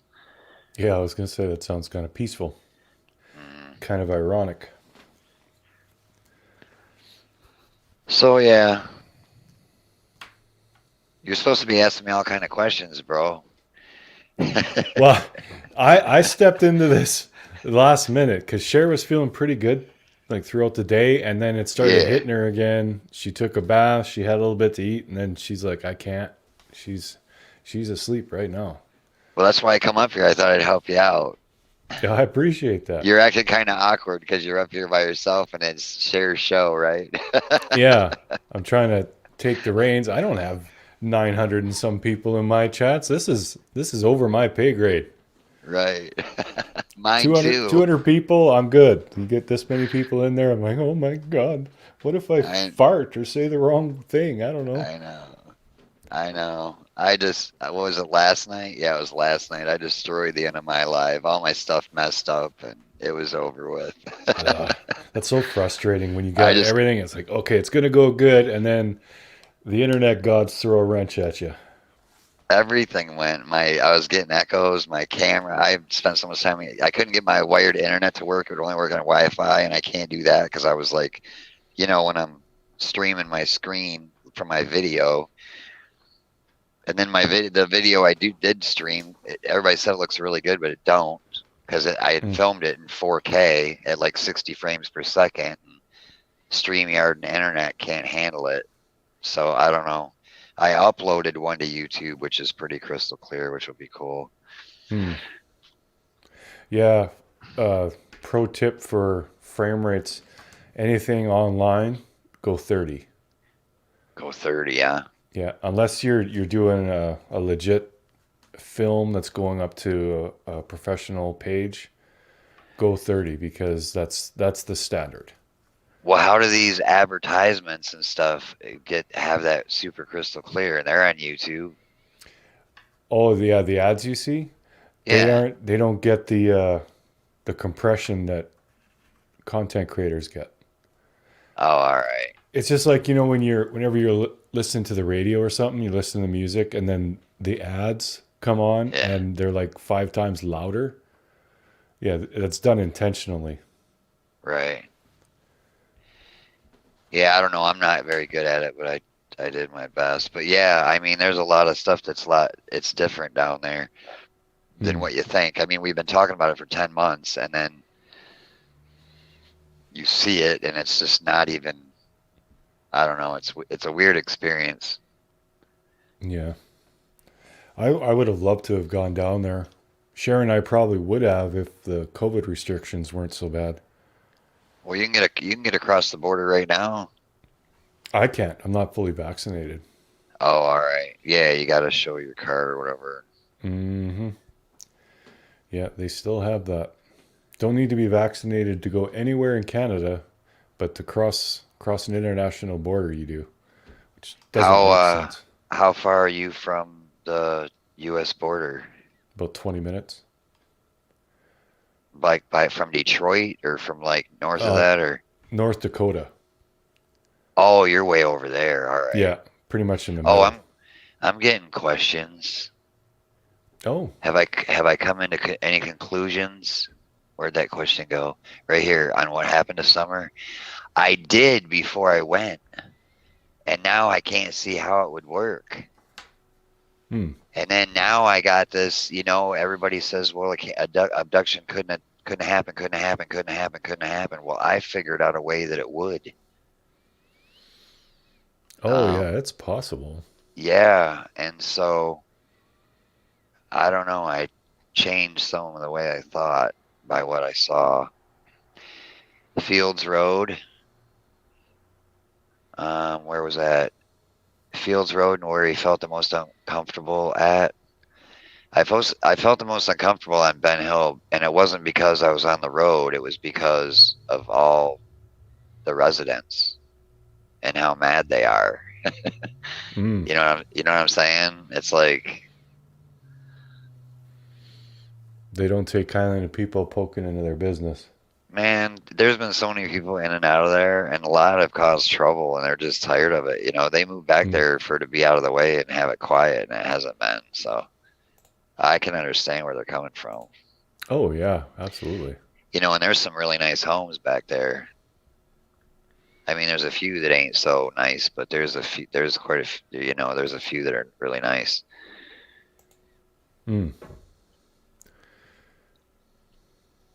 And then the end of Simpson Lane, a lot of people talk about that because the latest search, the one in February, they were over that way. And there's a gate, and it's a power line. You know how they groom it for under the power lines? Yep. So there's a gate, and it goes down, and I was trying to figure out what road that was. And I thought it was like Bell Road, that road that goes off of Fields, but it's not. It's a driveway. Oh, So yeah, there was quite. House. Yeah, so there's quite a bit I figured out, but Warriors Park, or that Warriors Path horse stables. It's not a horse pond. It's not a swimming hole. It's a freaking lake. It's huge. It's got a dam, and that's just a little cove. And I know all through the months people have been talking about how dangerous it is and it's dirty and they wouldn't take their kids down there. Oh no, it's crystal clear water. I mean, with a couple of them trees down there that need to be taken out, other than that, it's like a nice soft sandy bottom. Beautiful place. It's amazing. You get an image in your head, of what it's like. Like people think it's like scary and dangerous and everything's gross. But yeah, in it's reality, it's a beautiful place. yeah. Hmm. So yeah, I'll hang out if you want me to. You got more videos to play or what? I think we'll do, yeah, we were going to try and go all night. We're at $415 raised for the fundraiser, so that's awesome. And where what are you trying to get to? 3 grand? Oh, she put the goal way up there, like five grand. 5 grand? You You know, might we're make not it. we're not going to hit that, but we definitely wanted to put it up there. Lou said Scott Binder last comment 4 questions. I know I like answering questions. Because if I know it for sure, like I'm not going to say something or speculate, you know what I mean? If I saw it and I know for sure, then I can say, but Yeah, that's the problem. Is a lot of these questions we really don't know 100%, but some things we can. I'm not very good with chat, you guys. I'm trying to spin back and find it. So after going through there and seeing that an abduction is possible, do you think it's likely? Like, what would you, if you had to put all your eggs in one basket and pick what happened this summer, what would you say? Well, I can't because you know it's either or kind of. Hmm. Lou, I can't find your comment. Can I give If Candace the link? Well, yeah, she can come up if she wants. Anybody can. is Candace in chat? I doubt it.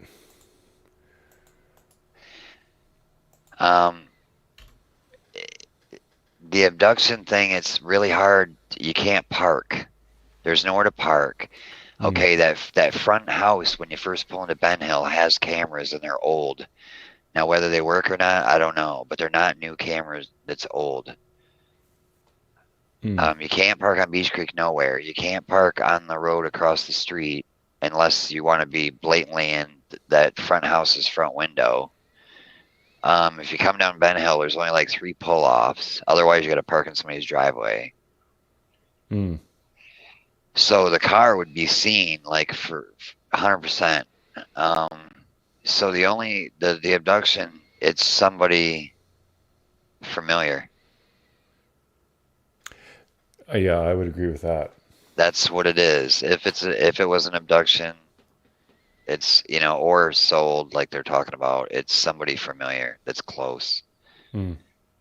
A very plausible explanation is she wandered off, and they haven't found her. I know they did a lot of different searches in there and everything, but yeah, they could have missed her. That's true. Yeah. And dogs aren't 100% either. Right.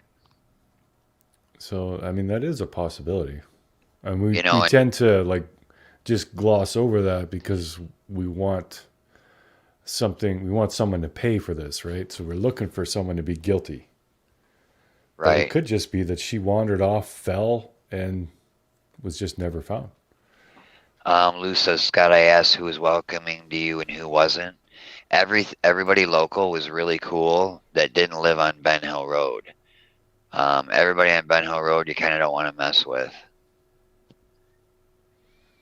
Would it be worth bringing your side-by-side down there? I had that Jeep, and I'm telling you, you can't get into that mountain. I tried.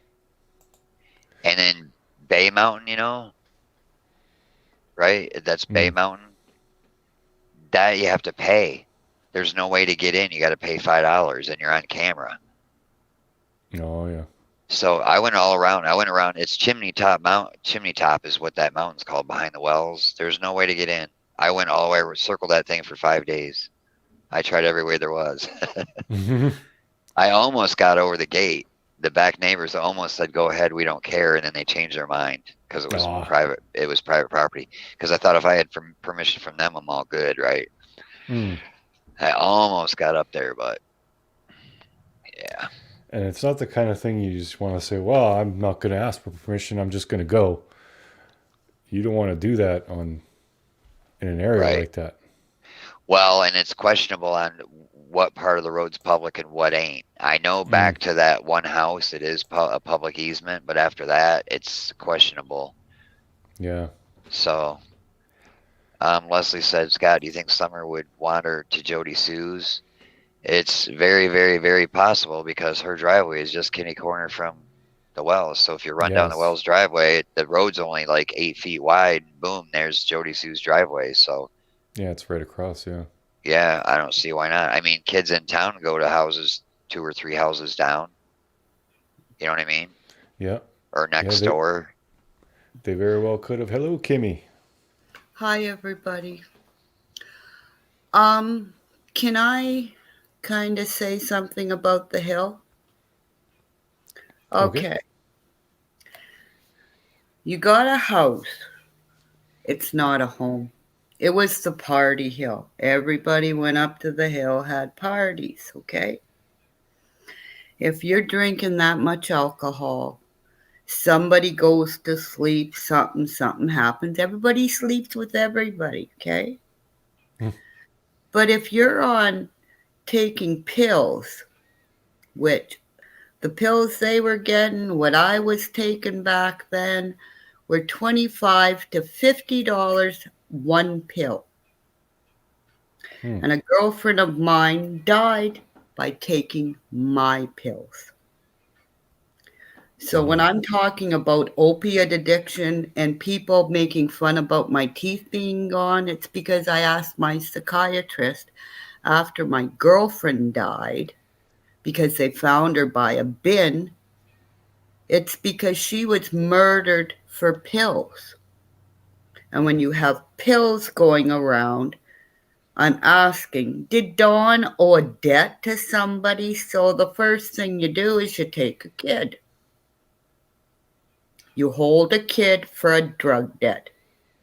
And then if something, everybody had shit on everybody and knows that hill. Everybody knows what everybody's doing, but nobody knows where the kid went.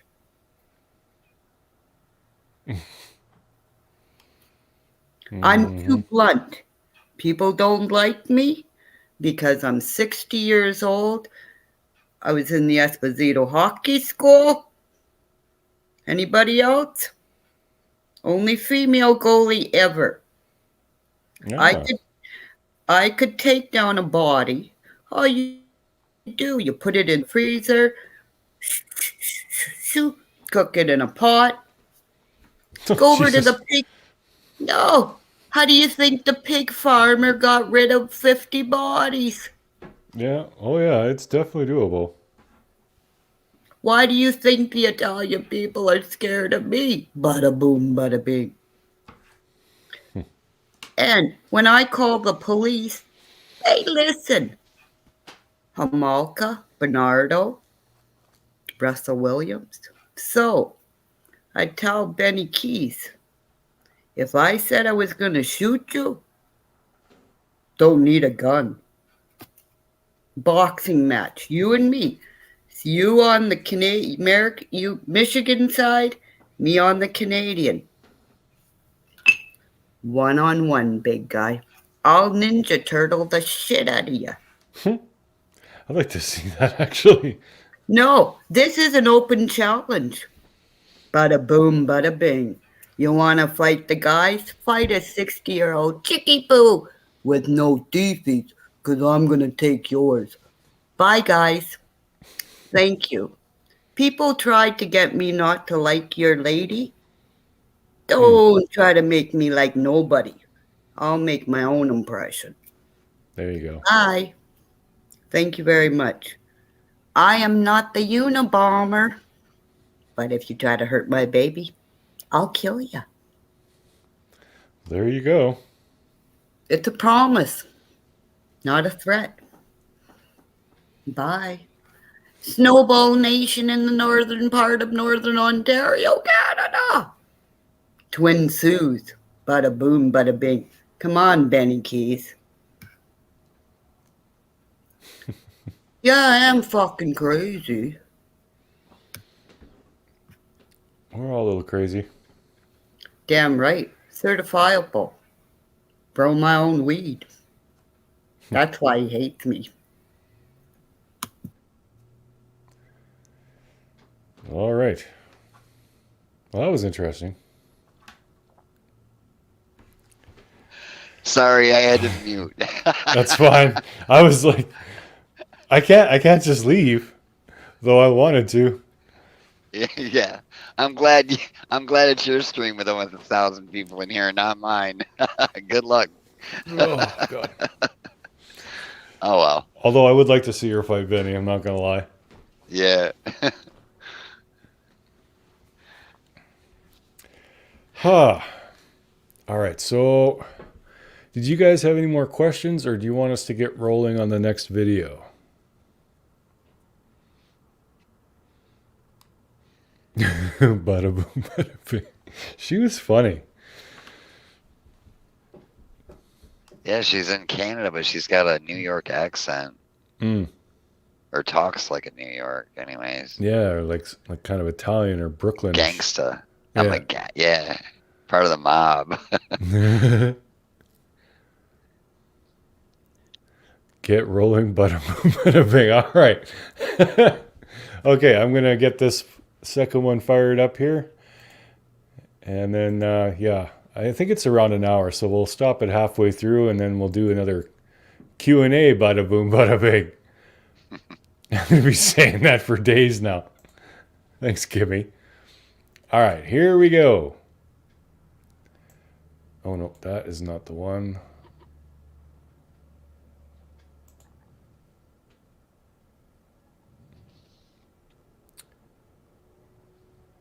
Oh, dang it.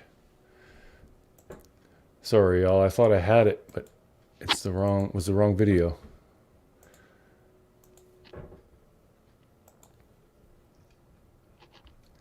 Should really put these in a playlist.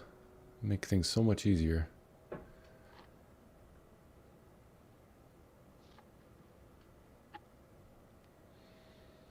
Yeah, you should have saw me.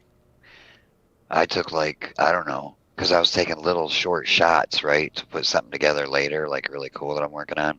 Mm. And so I had like 500 different videos. Well, when you're doing it, it's just all numbers. Oh, You know what I yeah. mean? Oh yeah, I had a hell of a time finding what I wanted to find. I had to rename them. Okay, here we go.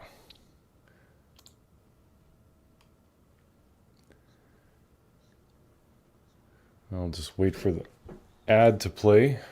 Just don't hit the wrong playlist. We don't want to see none of that. Well, good thing they don't have anything that's too risque on YouTube. Right. Although no one wants to watch my Mark's editing playlist because they're like, what the hell? I don't care about proxies. What the hell is this shit? Mm-hmm.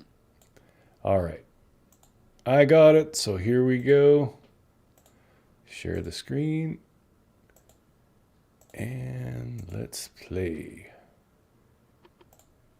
Okay, should we say something first? Like this is part 2? Part 2 interview with I know Dawn Wells. And once People again, don't like when we call it an interview. So how about just part 2 of chit-chatting with Dawn Wells? there you go.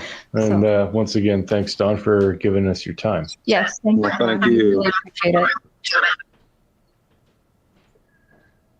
Okay. All right. As I'm sure you have seen, your sister-in-law, Rose, went missing about 11 years ago. Of course, I'm sure you've seen it. Some people are trying to tie you or your wife or both of you and somehow think that maybe both of you are responsible for that as well. I wanted to ask you, where were you and your wife around that time? Were you guys questioned in that at all? Or how did that kind of go? We were questioned. We was in Arkansas, and we just had, was just born, and so we was in Arkansas. I was working in Missouri at times, and Fayetteville, Arkansas, Bentonville, Arkansas, pretty much all over doing the same thing I do now, just doing construction. But yeah, she just disappeared. They found her car parked somewhere. She was supposed to go to a bar, they found her car parked at a gas station, and that's the last time anybody ever seen her. Okay. And so you were in a complete different state than Rose at the time. Yeah. And your wife as well. Yeah. Yeah, it was busy. Was a newborn at that time. So, yeah, we was pretty busy with that. Okay. And you both were questioning it, but I mean, obviously, if you're both in different states, clearly you weren't. Right. So, Right, okay. absolutely. Well, I will leave that at that. I think that's. I just want to ask, what was the three of yours relationship like? Like, did you know her? Because it was Candace's sister, right? Yes, Candace's half sister. Like, were you guys close at all? Was Candace close with her? Do you know? I know that her and Candace was close. It was her favorite, sister and everything. But I never met her before. Never met her or anything. So I wouldn't know. But I know she was really nice. But I've never talked to her or anything. A lot of people think that Candace hated her sister, Rose. But then when that Chris went through your house, we had all noticed, everyone watching, seeing right away in the kitchen, there was a picture of Rose. There is a picture of Rose hanging up there. And so, you don't do that if you are like you hate someone, like people are trying to make it sound like. So. No, that really tore my wife up bad. And then, she's been dealing with that for years. It's been hurting her. Now Summer's been abducted, and so it's been horrible for her. She's really dealing with a lot. I mean, we both are, but it's taken a toll. I can tell she's. Want to know how to create awesome videos? Check out motionarray.com. You can do it too. Titles easy, intros easy, kittens, bridges, glitches so easy. Heartbeats, lightning, jazz or pop. Fast and simple, drag and drop.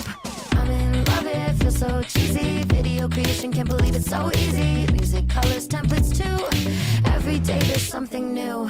Music clip ads, easy. Social stories, so easy. Play it rough, play it cool.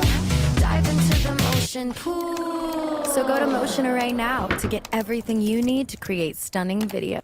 And then with what Chris and others have done, she don't trust nobody no more. I tried to get her to come with me, and she's like, she just don't want to trust anybody anymore. And I apologize. No, don't apologize. We understand. It's totally okay. We get it. Yeah, she's afraid of everybody now. She's all messed up inside. And, She has every right to be. That is okay. Yeah. The other thing they're saying, Don, is that when there was EquuSearch and the private search parties that were coming in, there's rumors going around that you only allowed searches around certain areas, but that you didn't allow your whole property to be searched. Yeah, actually, I never got to meet Dave. I called him yesterday. I talked to him and tried to get him, TBI and their information, get them their phone numbers. So we're trying to get him back. I said some things about David Rader, and I was wrong. It was somebody else that was doing an interview with him, and I didn't know who Dave Rader was at the time. But it was that other guy, and I don't know his name, that was saying that when he seen my video, his hair just stood up on the back of his arm, on his neck or whatever, and he just knew I was guilty. And I thought it was Dave Rader, and so I had to apologize to Dave Rader for that, because I didn't know which one was which at that time. But yeah, I've been in contact with Dave Rader. We're trying to get him back now. See if they can help us search, around our hills and everything with the new evidence that we've got and stuff that I think that you've got now. Yep. So we're trying to get him back. I'm sending him all that information and everything, and got him in touch with TBI in Hawkins County. So we're hoping. I don't know if we should say anything about all that. Not yet. We'll wait. Yeah. We'll wait on that. we'll do that a different day. Give TBI a little time to do their thing. Yeah. So yeah, but you didn't restrict anyone, like you let them search wherever around your property? Oh yeah, from day one, they've been more than welcome to search all our property. They've searched it, at least 6 times, and then they come back a few more times and searched. And yeah, they're more than welcome to come back. There's no problem. Yeah, I don't know what else to say on that, but Nope, that's Yeah, we just want to clear that up because some were saying that you were only allowing them to search certain areas on your property. So we found that really weird. yeah, they didn't have to have any search warrants or anything like that. We haven't retained no lawyers in regards to Summer's disappearance or anything like that. We don't have anything to hide. They're welcome. Chris, on the other hand, is not welcome because he turned it a nightmare, made us look bad in every way. But Yeah, Don is no fan of Chris, even back then. I'm not trying to attack him or anything, but I'm just trying to defend myself, the things he's trying to say. Yeah, understandably. Yeah. Okay, now some people are pointing out that they notice on June 15th that your daughter Summer has had candy, orange soda pop, a slushie at Sonic, but people are now, I'm sure you've read, trying to say, well, what kind of food did she eat? How come there was no real meals in there, blah, blah, blah. Do you happen to know what she all ate maybe on June 15th? Did they go out to eat anywhere, have a big breakfast at home before they went somewhere, or how that went at all? I really don't have any idea on that, but usually her biggest thing that she likes is French fries. She's always wanting to stop and get a French fry and a soda. And every day before I left for work, she says, "Dad, will you bring me candy?" Or she'd give me a list. And so every day when I come home, she'd come running down the hill at the truck and meet me and open my door and just say, "Daddy, did you bring me candy?" And I says, "Yeah, Summer, I did." But there's a couple times I'd forget. What's that, Scott? Did you notice what he just said?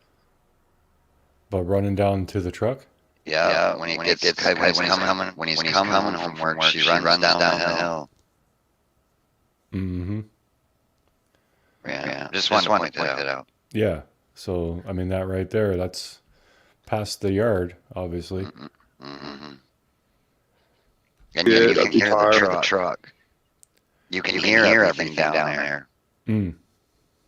So, and it was June, so you couldn't see, but yeah, she might have known what his truck sounded like. Yeah, I'd imagine so. She'd be able to tell, you can hear a vehicle slowing down or whatever. Mm-hmm. Yeah, she probably would know. Or whatever, and she'd say, "That's okay."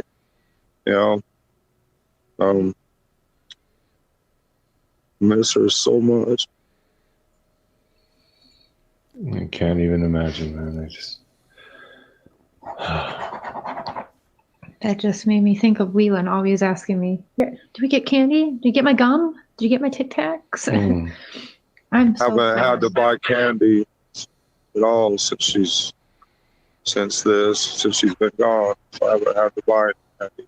Just every time I stop at a gas station, anything, I think about it. When I pull in the driveway, the other day, Candace come pulling in the driveway, and I run out to the truck to get Summer, and I forgot for a minute that she wasn't with us any longer. So that was really depressing,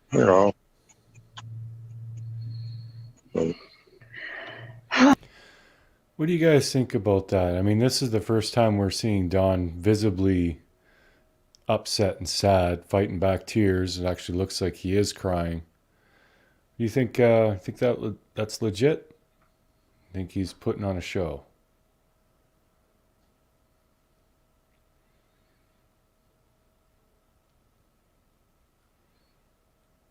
Because I haven't heard Don speak like that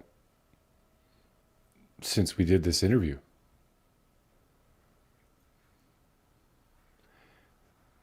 He isn't crying, guilt, show, acting. So the boys got no candy? Yeah.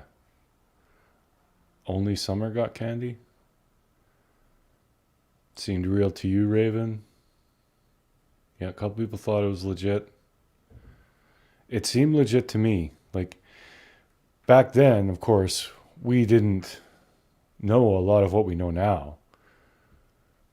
So we were taking it at face value. So, yeah, like, you can see the look on my face. I legitimately feel for the guy. And Cher was, in the same boat as me. It seemed real at the time, and now looking back, it still looks real to me. But it could be a guilt thing. Oh, we just had someone pop up. D-Hi. Hello. How's the show? It's going all right. Never been here. Welcome. Do y'all drink? Do we drink? On occasion. What about tonight? Just Pepsi.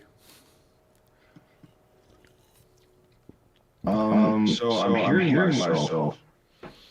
Yeah, it does an echo thing when I'm sharing a screen. I assume this is not like a... Oh, yeah. Never mind. You're doing a screen share. Yeah. Never mind. So you got any thoughts on what's been going on in this interview? Do you want to turn the screen share off? Yeah, I can. Just one sec here. There you go. Hello.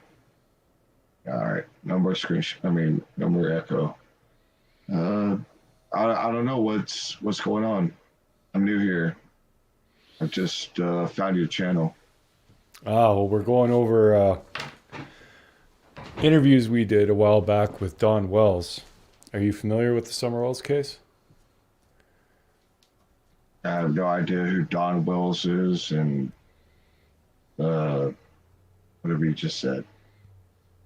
All right. Well, Summer Wells is a 6-year-old girl. She went missing 10 months ago. And we're basically all just trying to figure out what happened to her because doesn't seem to be any clues. How many viewers do you have? 889. It looks like something that could, be, what do you call it? What's the word? I don't know the word. Gainful? Yeah, it might be. Well, we're enough hoping people that,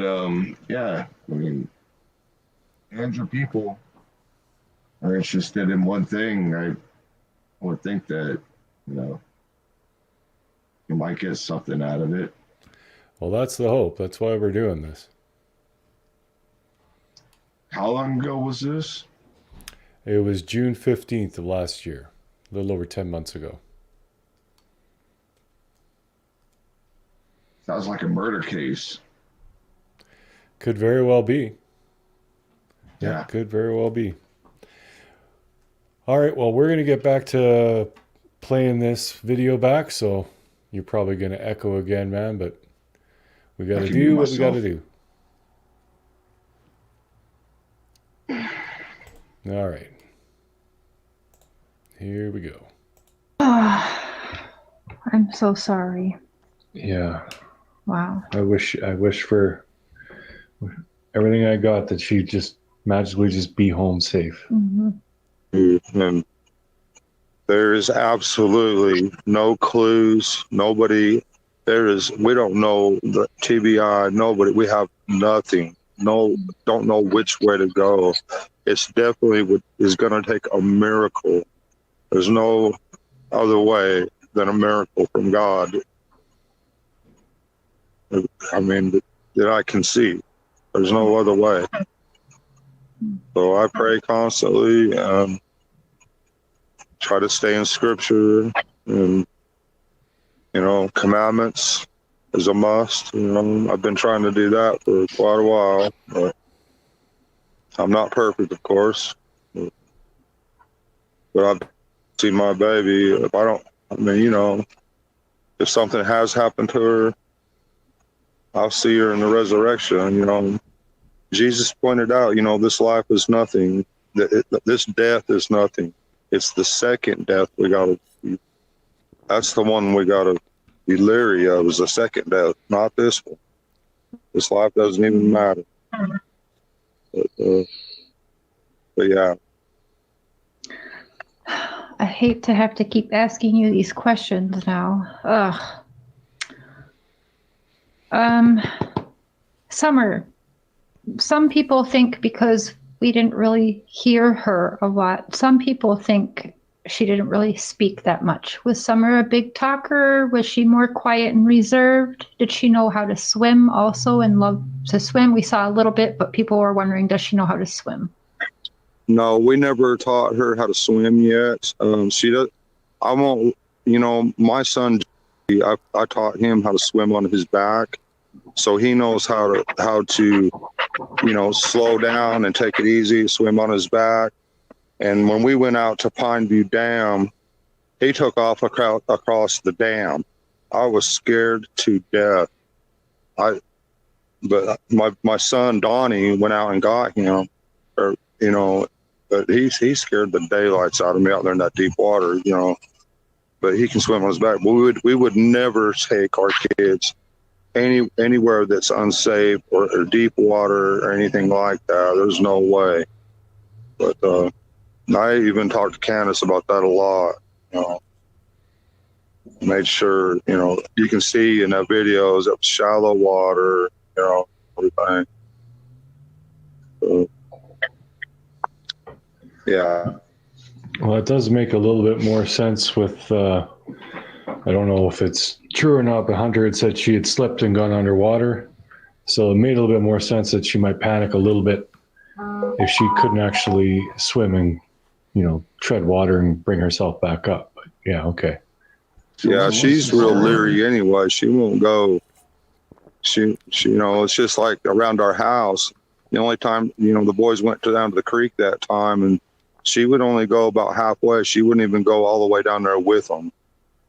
And we taught them to go in pairs, at least in pairs, if not all together, not ever by themselves. And that's normal. I've taught the kids the same thing in the woods there in Minnesota. Yeah. And that's normal. I think any country folk will understand that, Don. Yeah. And every one of them's got a knife, just in case,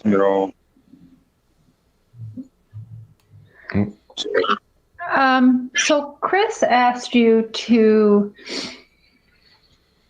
describe the scenario of your daughter Summer being abducted. He asked you to describe that, which they were analyzing yesterday. I was wondering if you could re-describe what you think in your mind happened to Summer, because you had said something, and they're picking it apart. I'm sure you watched it, so after you answer that, I'll kind of say some more. Yeah. Okay, sorry. Yeah, because I know that Summer would never leave from around our house, but she has gone outside by herself a few times. And I'd say, boys, you can't leave her outside by yourself. But we usually, we'd go outside and she'd be right there close by or whatever. So she would never go far away. And I knew that. We've been trying to teach her that you can't, wild animals, everything else. I've seen a bobcat before. I've seen some wild dogs in the area. I've seen them run off across the roads on my way to work. with chickens and stuff, you know. And so we tried to teach her the best we could. And so when on my way home, Candace couldn't find her, you know, for 30 minutes after calling 911. It took me probably 30 minutes to get home. So I knew they were searching around the top of the house. So I drove immediately down to the bottom of the property, figuring they probably hadn't looked down there yet. That's the first place I went, down all the way down to the creek. And when I seen my boys down by the creek, all three of them together, and I seen my neighbor coming around the other side of our hill to my left, I knew at that point that Summer had been abducted, or Summer was not around, because she would never leave from around the house. So I turned the car around and drove. I don't know if I looked in the shed at that time or not, that little shed there at the bottom. I can't remember if I come back or not, but I drove up to the house, and I believe there might have been a cop car or two there. I think there was a couple there, if I'm not mistaken. I could be, but you know, that's when everything started. Time either started slowing down or speeding up or whatever. I don't know, but I just knew in my heart that she wasn't nowhere around. I knew somebody had grabbed her. You said, I don't know, I think somebody grabbed her and probably threw her in her car. Now they're trying to say you let slip her so that you know the abductor is possibly a female, or possibly maybe your wife took her somewhere. Now I explain it away. You're always talking about Summer. That's a her. You have her on your brain, so you just said her. I don't know. What do you have to say about that? Yeah, I really don't know. I haven't been able to think right since this stuff's happened. Yeah. I still ain't right at all. The only reason I go to work, because I've been doing it for so long. I can't even work. I've been to work the past 3 days and I haven't got one thing done. Yeah. I mean, I'm sorry. I keep bothering you all day. Oh, it's not you. It's everything else, you know, everything. It's not just you. I mean, we want to try to find our daughter and share information with everybody that we trust anyway. And and then, you know, Candace, she's pretty tore up. I've never seen her like this. So trying to keep her.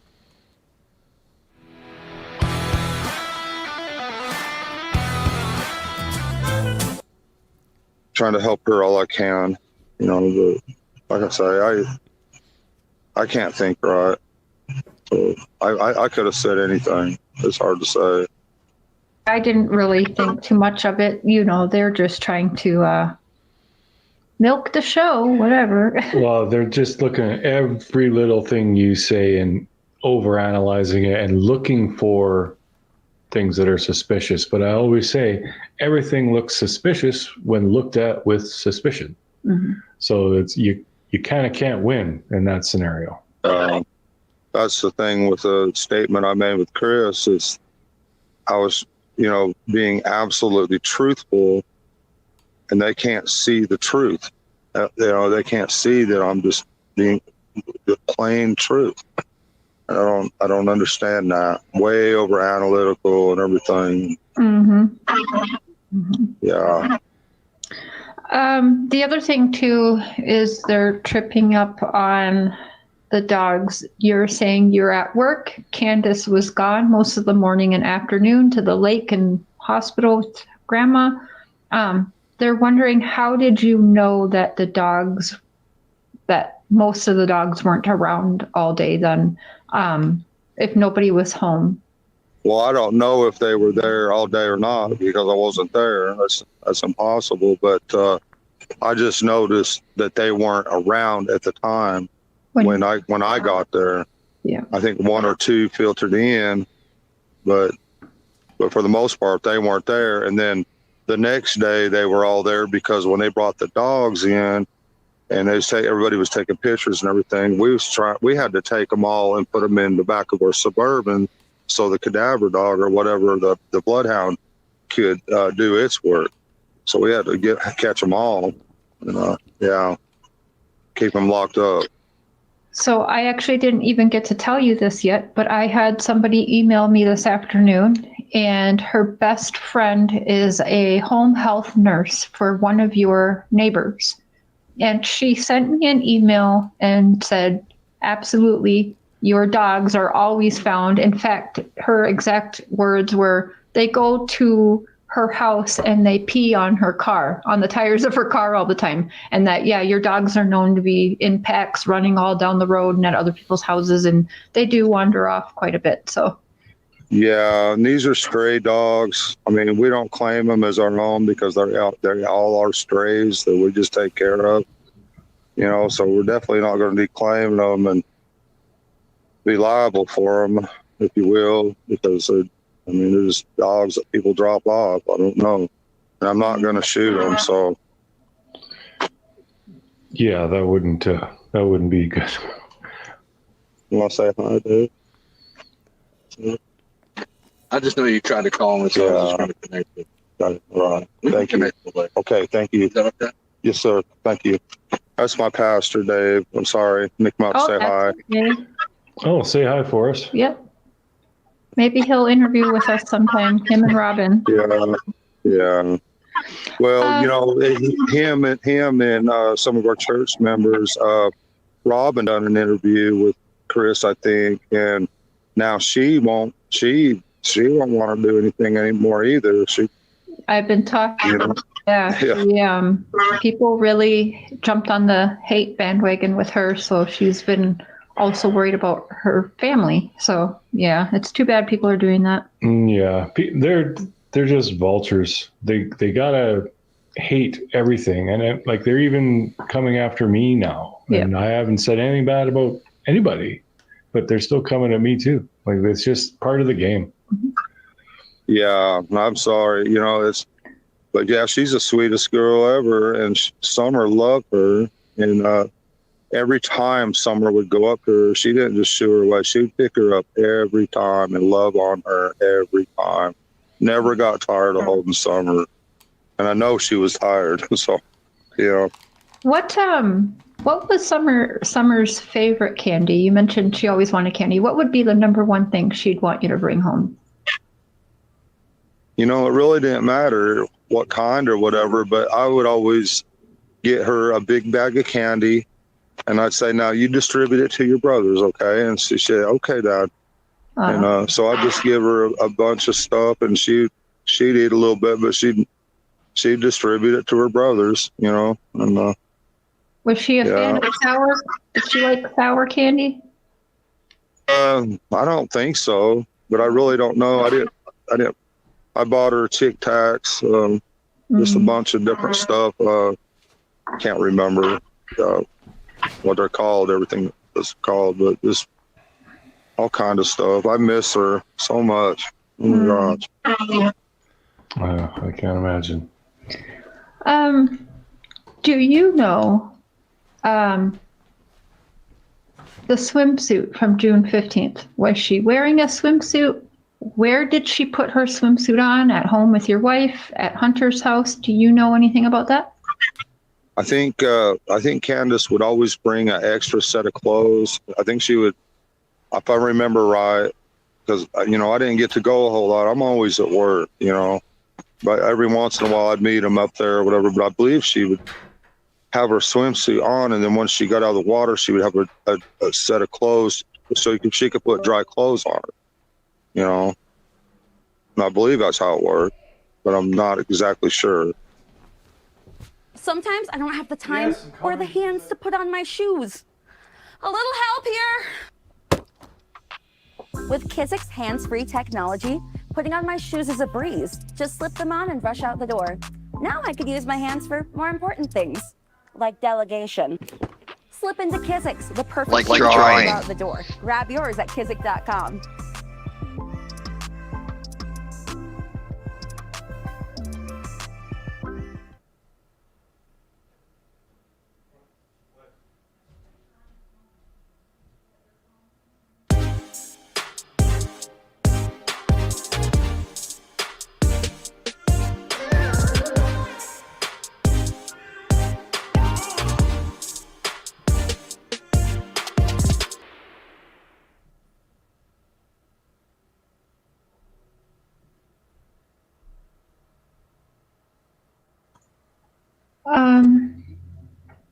Do you know where the swimsuit is now? Is it still at home? You guys have it at home?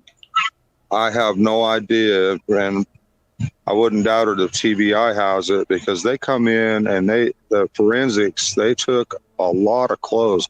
They took all kind of stuff out of there. Our TVs, we had a Canon camera, that's gone, and we had a lot of pictures on that. And so we don't know if we're going to get any of that back. I'm thinking, somebody else took it, not the FBI, but somebody else. And I'm thinking we might not get that back. I don't know. I hope we get it back, but pretty expensive. They gave your cell phones back immediately, right? Yes. Yeah. They took them for about 30 minutes or whatever. They took them back and do whatever they do to them. I don't know what they do, but they brought them, right back and handed them to us. No.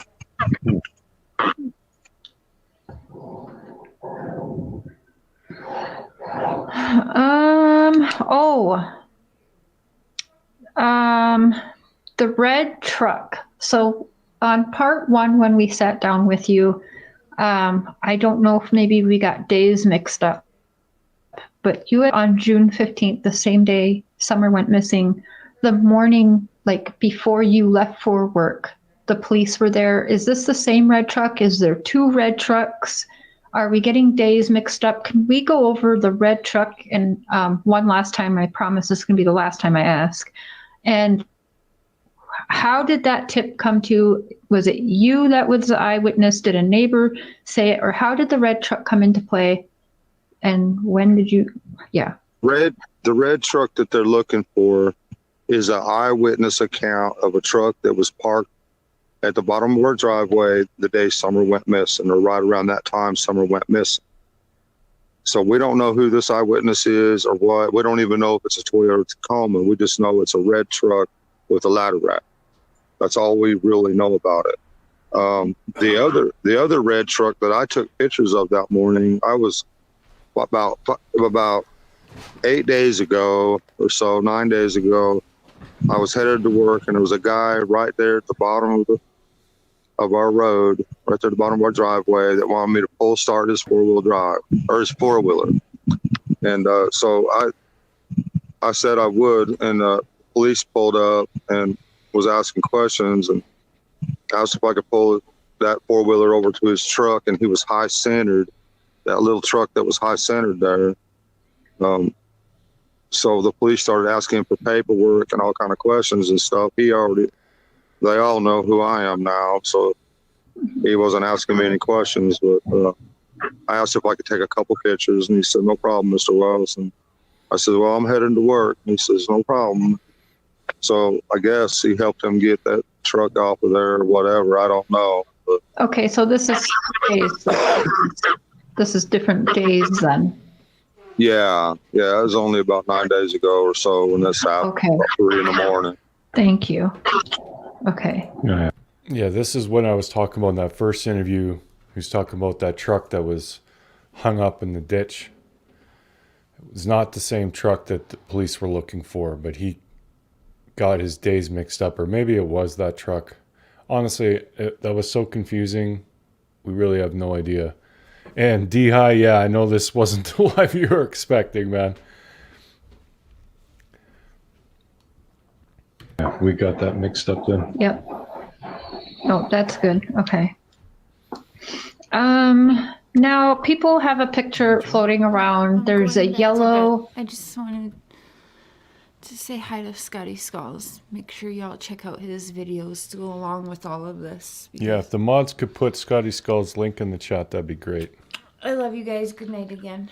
Doing awesome. Who, me? Thank you. Thank you, Scott, for helping. Feel better, Cher. Scott says, feel better, Cher. Yeah, she's just worn right out. Hopefully she'll be better tomorrow. All right, let's get back to this here.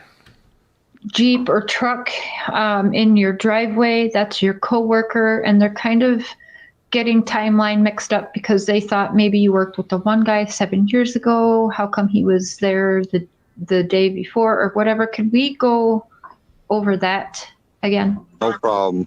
Okay, so Dudley, the guy that I rehired, worked for our company about 7 years ago.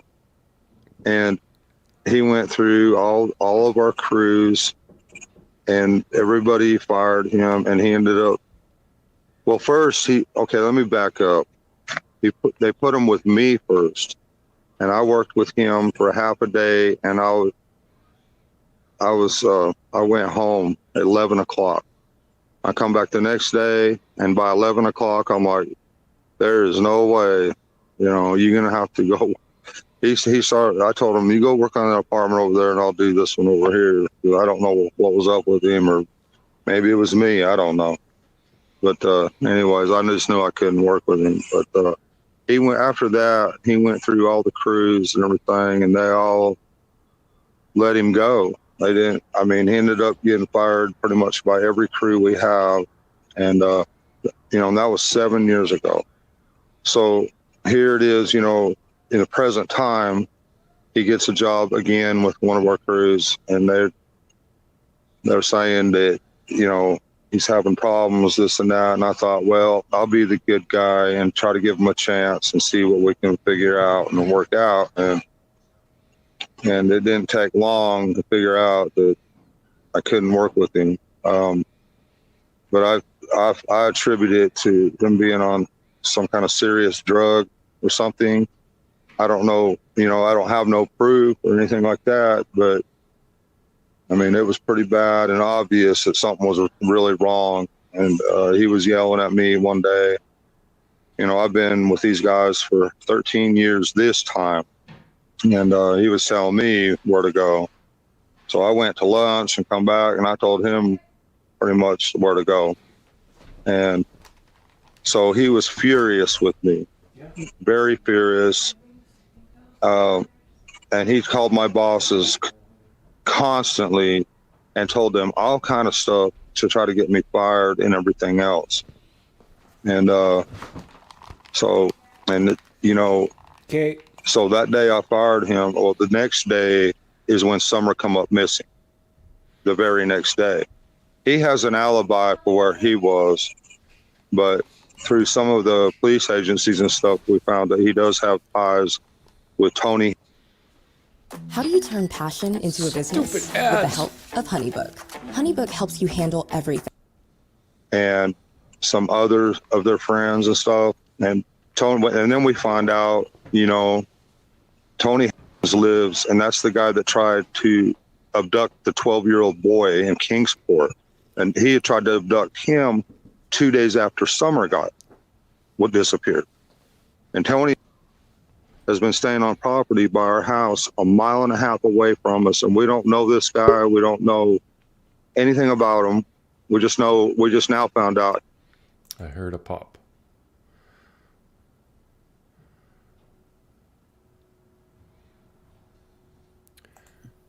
Welcome back, Kimmy. Hi.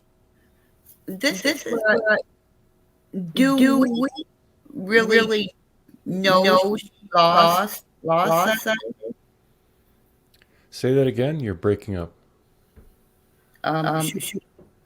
Should I? Do we really we got lost today? Because the pictures of her seem.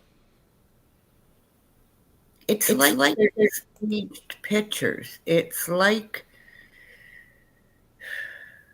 they don't have a lot of pictures of her, It's like they have, and there's hair short, then it's this way, then it's like it's not a continuous set of pictures. Yeah, the picture they used for the Amber Alert was actually an older picture. Yeah, and that's like that other thing where the kid went missing out of the hotel thing. And this thing about Grandis. Okay. I think Grandis is lesbian. Okay? Because that's where all the dildos came from. Okay? Okay. Okay, I worked at Italian restaurants. That's why I do the bada boom, bada bing. And I scared them. I went up to a guy one time and went bada boom, bada bing and got told, that's a guy you shouldn't have said that to. But I never got murdered, so. You could, the way she walks like a guy. If it walks like a dog and it, she's not a mummy mother, Yeah, no. Yeah. When you look at somebody, people look at me think I'm crazy, but I give good hugs. You look at Grandis, right? You see the evil around people. With Dawn, he's a Scorpio like me. I think we're a couple of days apart. So this is female crazy. So he's male crazy, and he's in a cell. They got him locked up because she messed up about the timeline, okay? It's the timeline. If that baby was in a car with no water coming in her little body, big people can live longer. But if you have a little body not being replenished with water or anything, in the amount of time they went anywhere, if she drank alcohol or that iced tea, that's only going to whatever that alcohol thing, it's only going to dehydrate her more. So if they go and wait, she waits while they go shopping, that's more time for her body to not have water. So if she ate something like a Benadryl or whatever, it's going to deteriorate her more. So when that picture of her like this, to me, she's too white. It's like they have her arm up against the milk to cool her down, bring her body temperature back, because they're trying to bring her back to life. You ever think about that? You bring the arm up to bring oxygen, cold to hold her. If they bring her back home, if they had a practice where you leave a child in the car because they're sleeping, you go back there, you find a dead child. Because there was a court case where a female cop was messing with her boss, left her baby in the car, went out there, and her baby was dead. That's terrible. I'm saying is that little girl went too long without water being put in her. And if she ingested lake water, it's the wrong type of water. So I feel she convulsed to the point of dying in a hot car. They go to get her out and go, because you don't hear dogs. The state, no dogs made any barking noises. So, like what I say, mamas not being mamas. And why was Hunter there when they don't like each other? That's just, mamas hate mamas. Yeah, that's true. Always say, nobody's your friend. So that's why I spelled out all my shit. So, and I don't have a criminal record. So anybody who can check me out, checked out who she was, who she is. So that's why Benny Key saying I tried to shoot him flagged me, so I'll never be able to go in the U.S. And all the secrets I spilled I won't be able to. No. I told Sentry secrets, like the Queen. Open warrant. If she ever steps on Canadian soil, she has an open warrant for her arrest. That's why they didn't come to Canada. Because we didn't want to pay the bill. Bye. It's the whole hill. It's not just one. It's everybody. And people partying up on the hill. Benny Keith running down the hill. If it would have been me instead of Molly Golightly, boom, bye. Everybody's got to stop fighting. Us good mamas are good mamas. That's why we're pissed.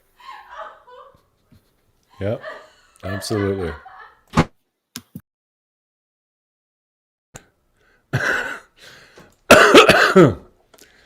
Hello, Adrian. Hello, how are y'all tonight? We're doing all right. How are you? Yeah, I'm good. I'm good.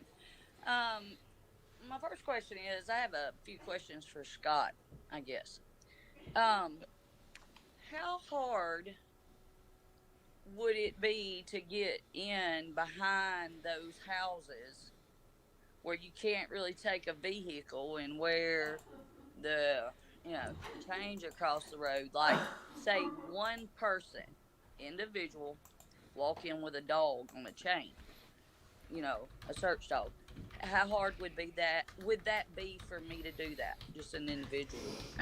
Well, the guy at Because the end I'm of the gonna tell you, road. I honestly would love to do that, and I don't want to be affiliated with nobody because I think, like, if I could talk to people and have people say, "Well, you need to search this area, search this area," but I've been on the end on this case since the very beginning too. I'll have to tell you that story, but there's areas I would like to search, but I didn't know how hard it would be for me, just one person, a backpack, just to walk in, and kind of get off of their property and get up on that mountain away. Well, the problem is the whole mountain's private property. There's no state land. There's no government land. It's all private. Every square foot of it. So, and the problem is when you come in Ben Hill Road, everybody knows you're there, and the people at the end on the right, they got a front row seat. They're the guy's on his porch all day, every day. So the only thing that's public, if you don't have permission from anybody, is Ben Hill Road. Not even to the cable. The public part ends before that. Jesus. Yeah, because I almost got up there. They said, "Yeah, go ahead, we don't care," and then they, like a minute later, they changed their mind because I almost got up there, but. Well, okay. Now, what do we think about the other side? Like from Rogersville on that side, you think there's places over there that we need to search that maybe wasn't searched very well that need to be gone over? Well, if you go over to all the way to the Rogersville side of the mountain, it's quite a few miles from Ben Hill, a lot of miles.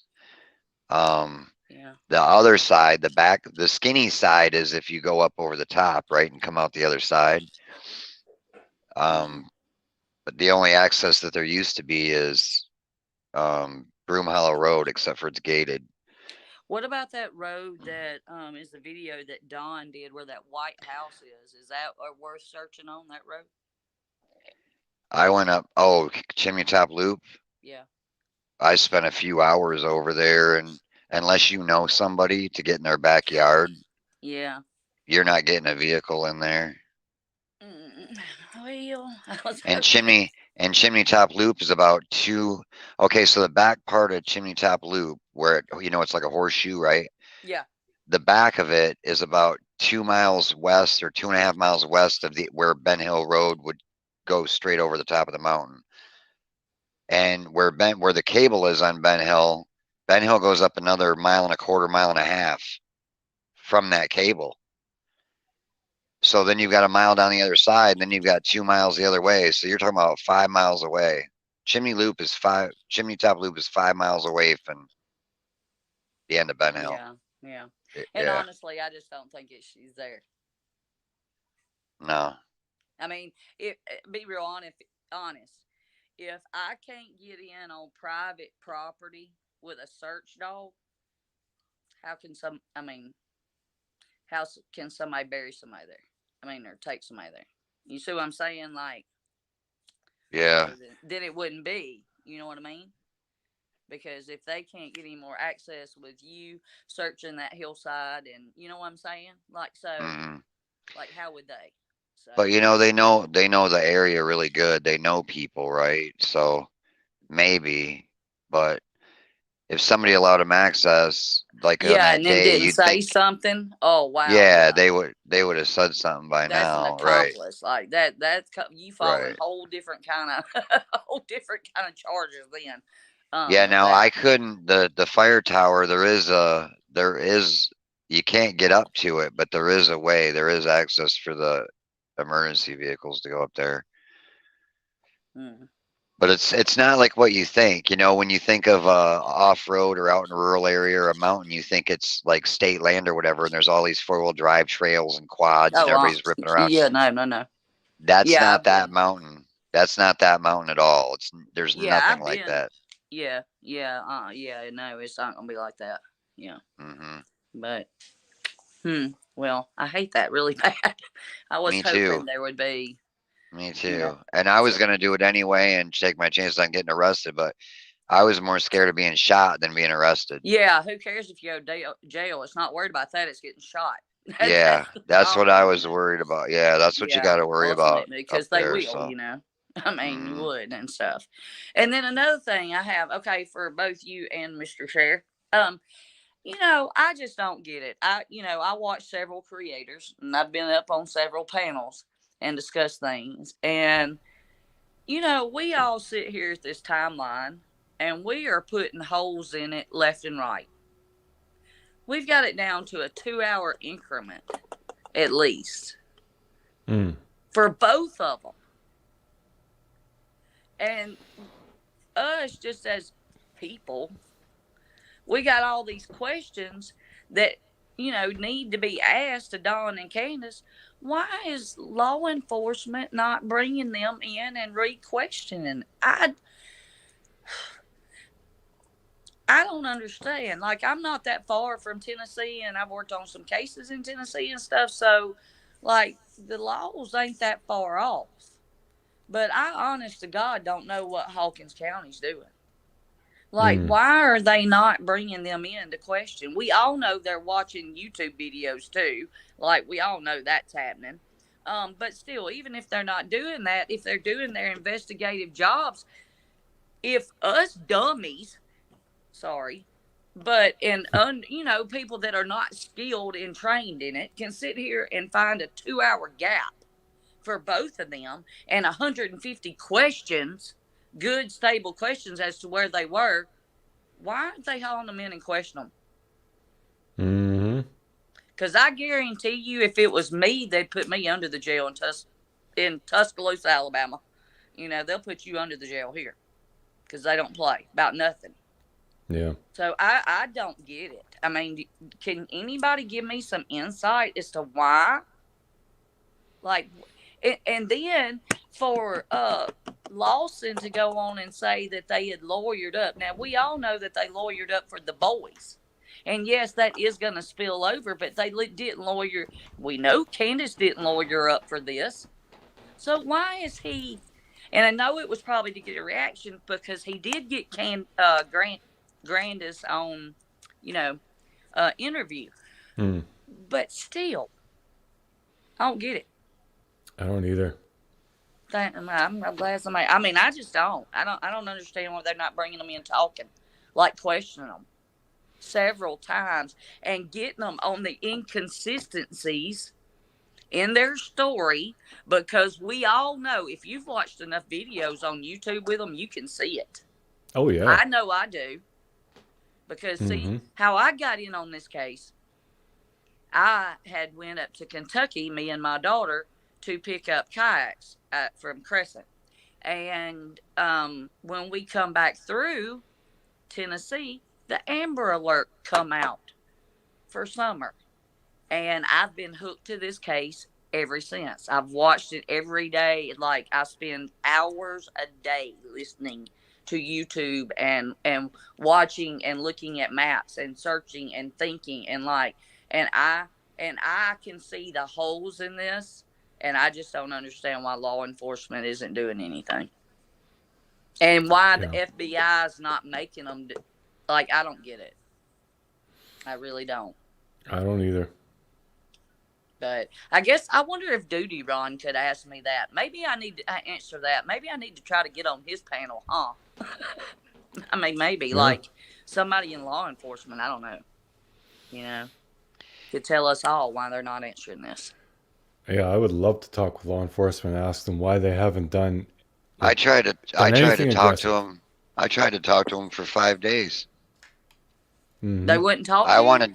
No, they never answer my calls. I want to know where they've searched, where they haven't, if I can have permission to go up there to search. Yeah.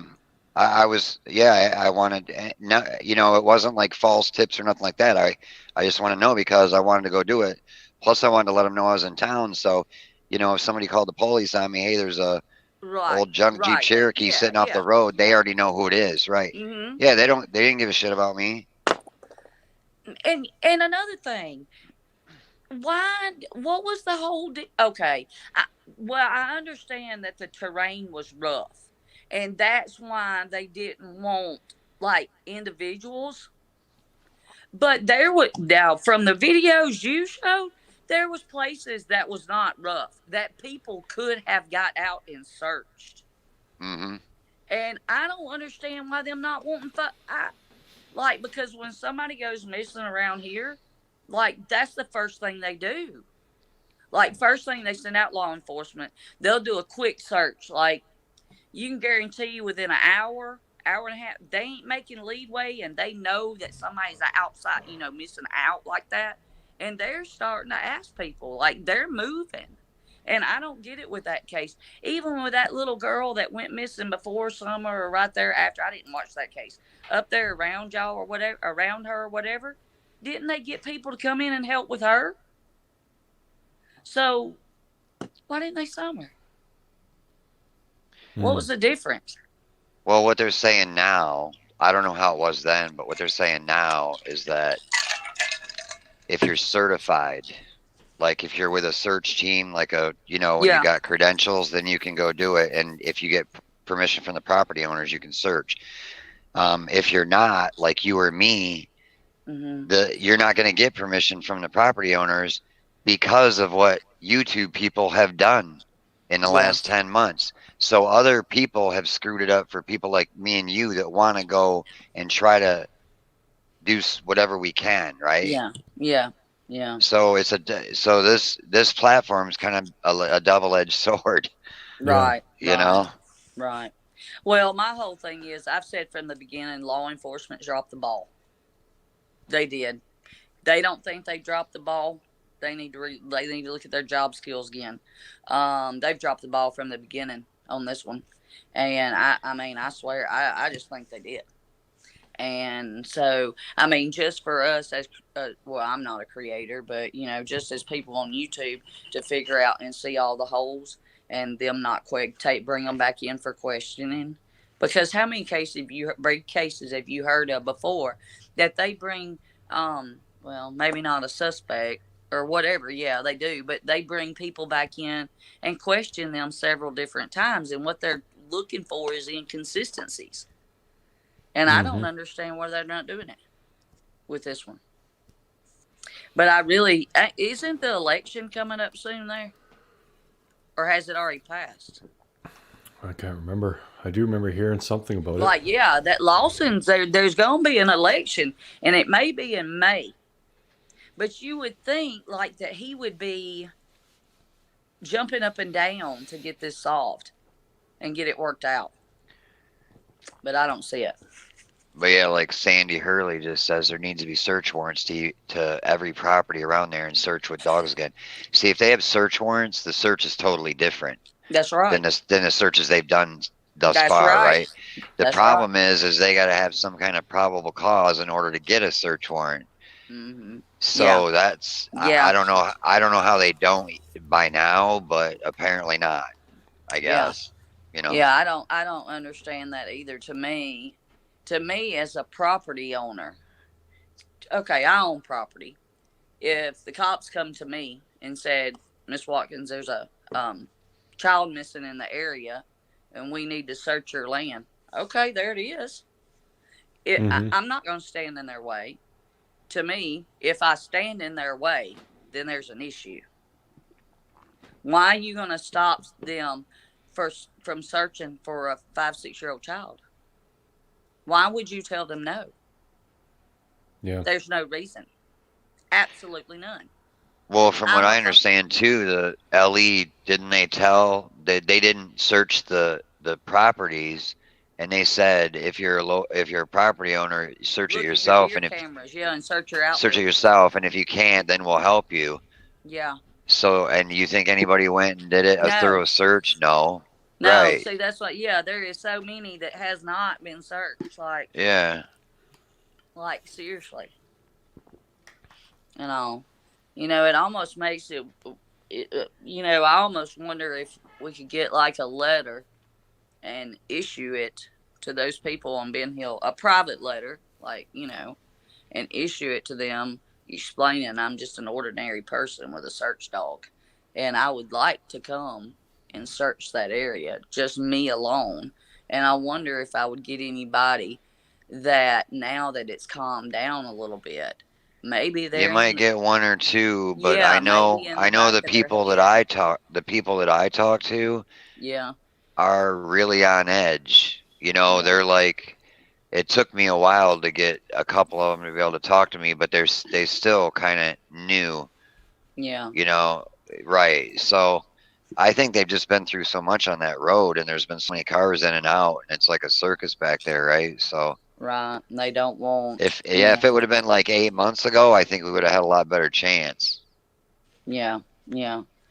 Well, hopefully, as time dies on, and if God forbid the child is not found, maybe later on that would be, as things fade. Also, I'm sure there's people in that road that in the back of their head, if they ain't searched their property, they're thinking, well, could have Don and Candace done that? And maybe they would let somebody do it that was trained and had a trained dog to do it. Well, Tracy said maybe they got illegal stuff. I don't care about their illegal stuff. I can tell you right now, if police went in there and found a little bit of this or a little bit of that, they ain't gonna worry about that. Well, that's me. That's why I'm saying, me being an individual, I don't care what they got. Like, I don't care. So, you know what I'm saying? I pose absolutely no threat to them. Like, I don't care what you got. You gonna share? I mean, so I don't care. So I don't pose any threat, like that. Like, so, we might could as time goes on, because maybe some of them in the back of their head are thinking, hey, could Don and Candace have really done that? Put something on my land, But because they've been through so much, they don't care. They just don't want nobody there. Well, they don't care. That's the vibe I got. No, they don't. It's not they don't care about Summer. They don't care who you are or what you're doing. They just don't want anybody there anymore. Yeah. Yeah. Yeah, but nobody being there means we can't find Summer.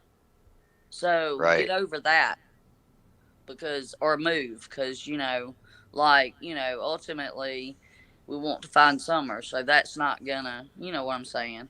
Either they're pretty shitty people, because if there's a 5-6-year-old kid missing and they, you know what I'm saying, and they don't care. Well, I mean, I understand they've been ravaged with people, but ultimately there's a child missing. So let's try to find her.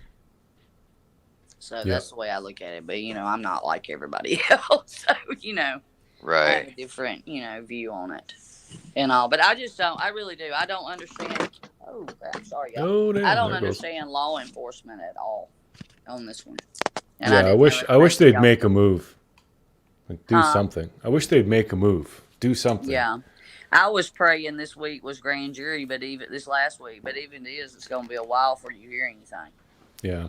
You're not going to hear nothing. It's going to be a while for that comes out. It take, So, but yeah, I just don't get it. Don't get it at all. But that's all I wanted, just to see if anybody ever thinks, or we can get it cleared where, we can get some. You can try. I don't know how far away you are, but you can try. I'm in Tuscaloosa, so I'm central Alabama. So I'm about 5-6 hours away. Oh, yeah. So I'd want to go up and spend like a week. You know what I mean? Like, or 3 or 4 days, something like that.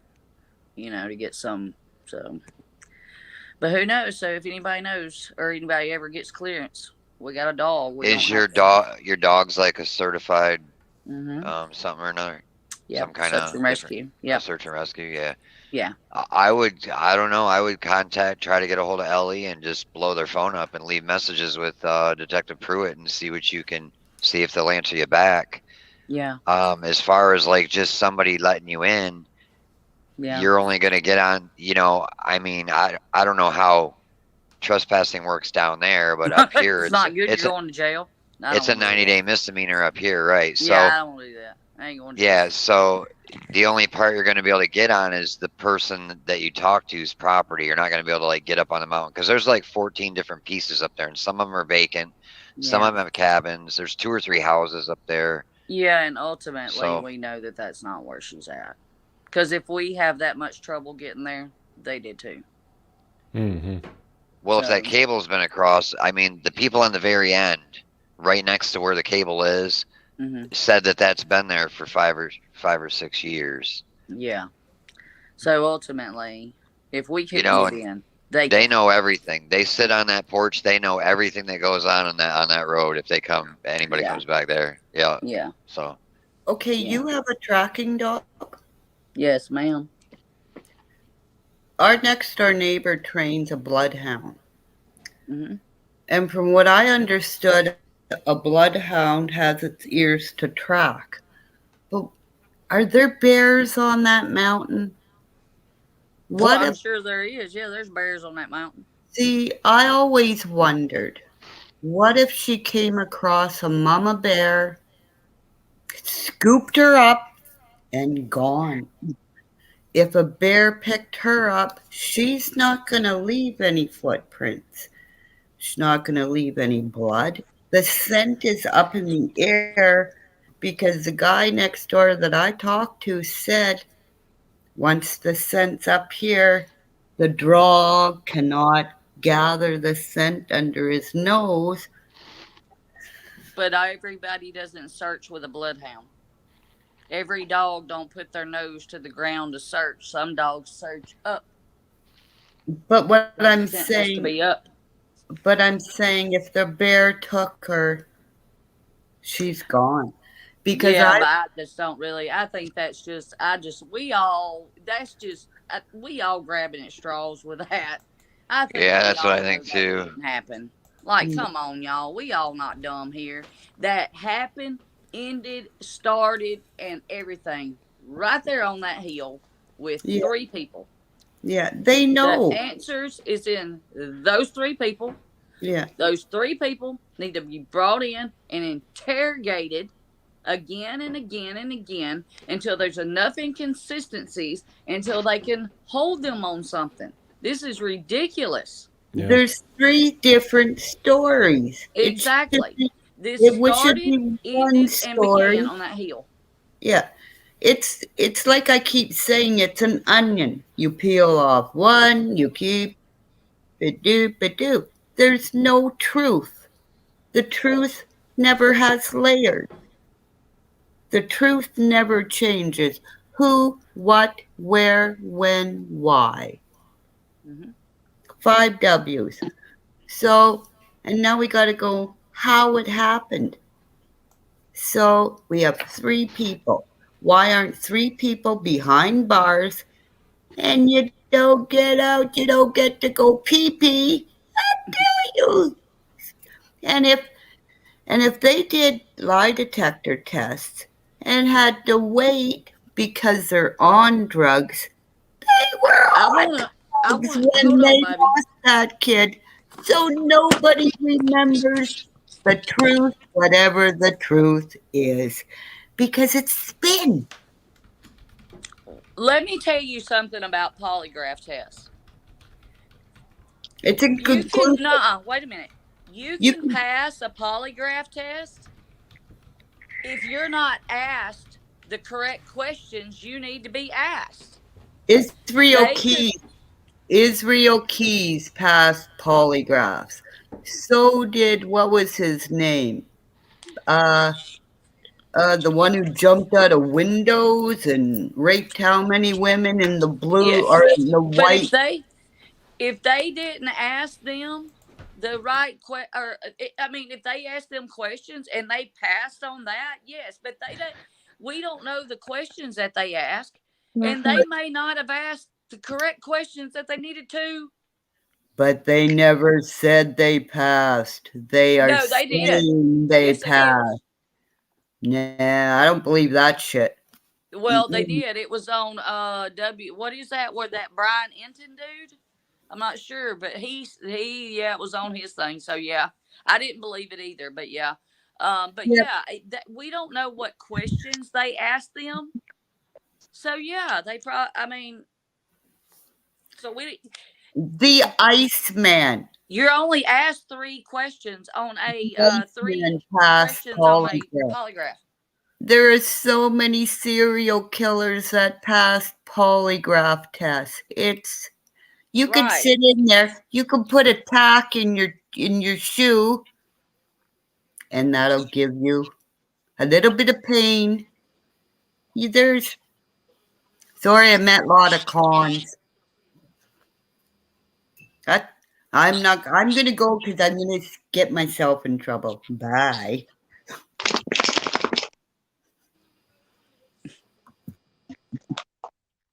But yeah, so the polygraph, I don't know. I don't hold much. I mean, yeah, I hold weight in it because they did supposedly pass it, but we don't know what questions they asked them. So, what's to say it was the right questions that they needed to ask? So at that point, I don't know, but I believe it began, it started, and it ended right there on that hillside.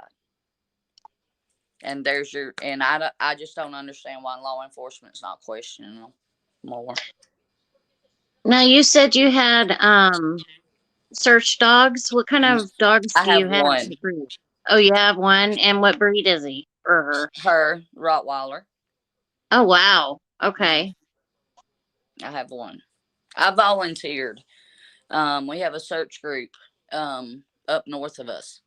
And so you volunteer and you go and you train and you teach your dog. You learn with your dog and you go with them and you go on searches, and it's most of those people that come and do that. That's all volunteer.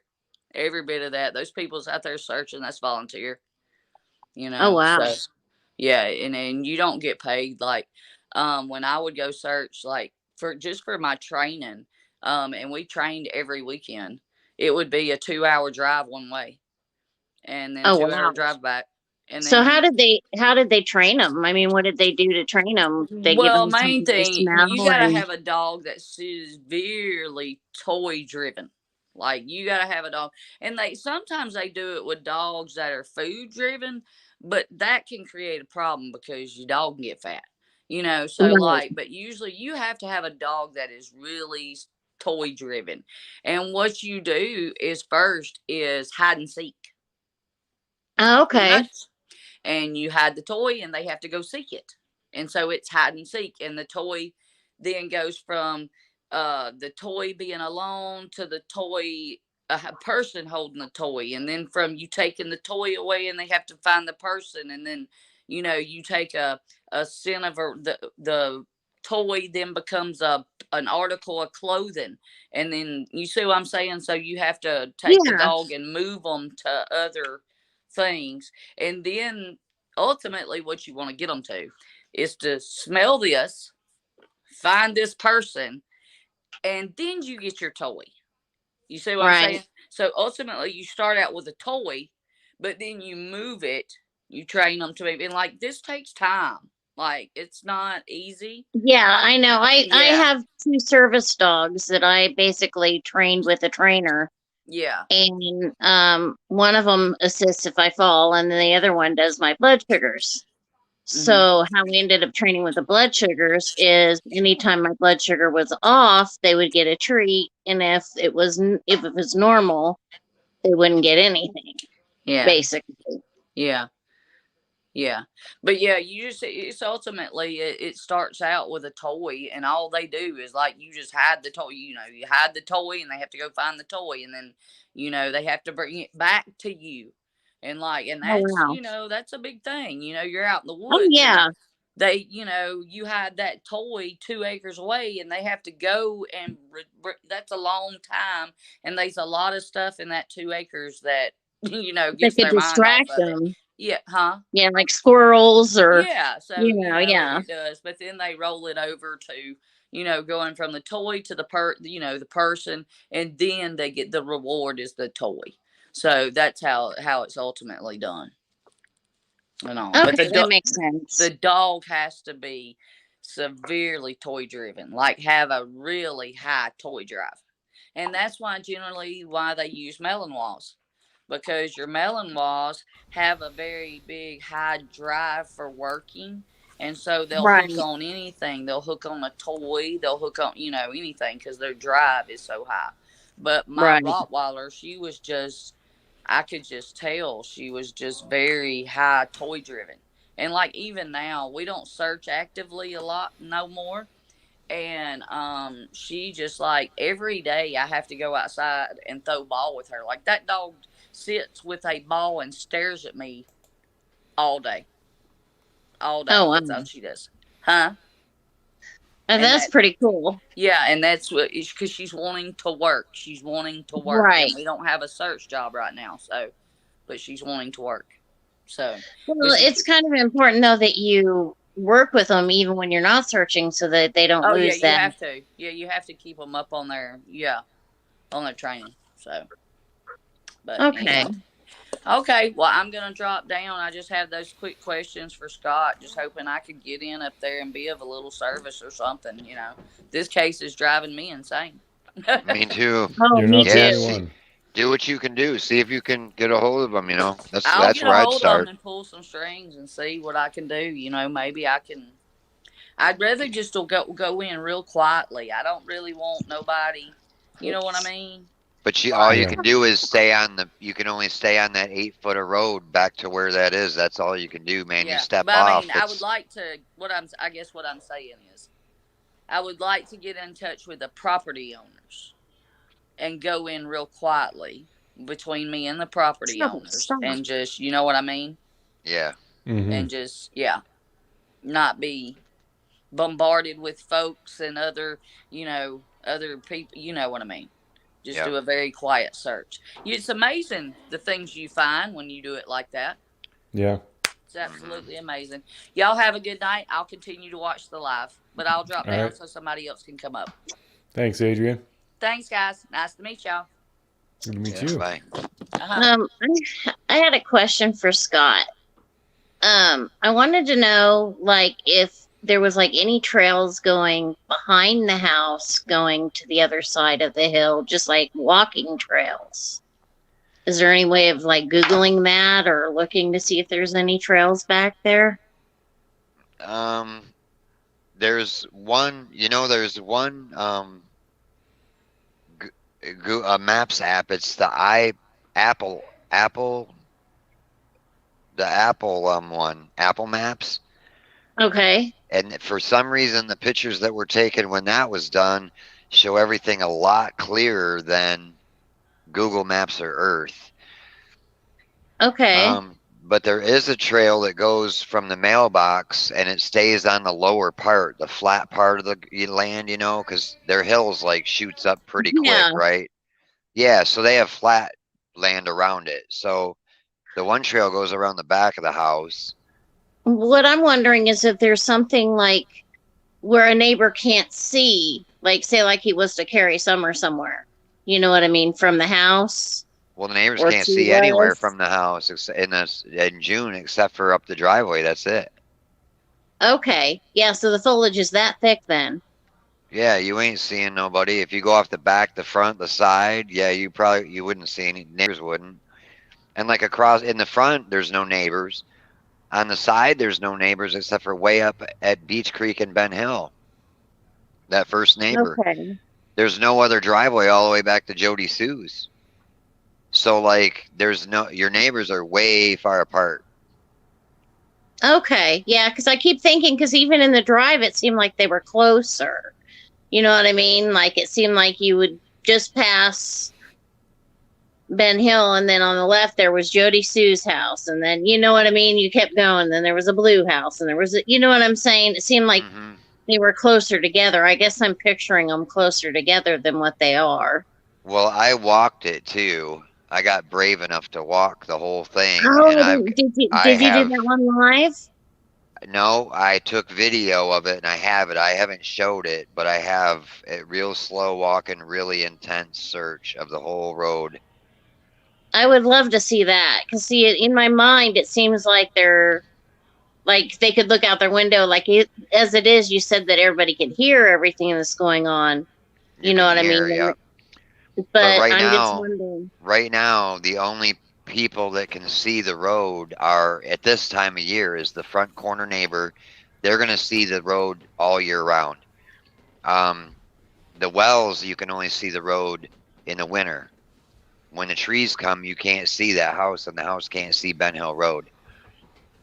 Okay. So if you're up on top of their hill with that circle driveway up there, you could go down the hill in any direction you want, except for the roadside. The roadside, yeah, and nobody would see. There ain't nobody there. There ain't no houses. Well, I'm wondering when's the last time they actually searched that actual hill. You know what I mean? A long time ago. That's what I'm wondering, if they haven't moved her back or something, you know? Yeah, it's hard to say.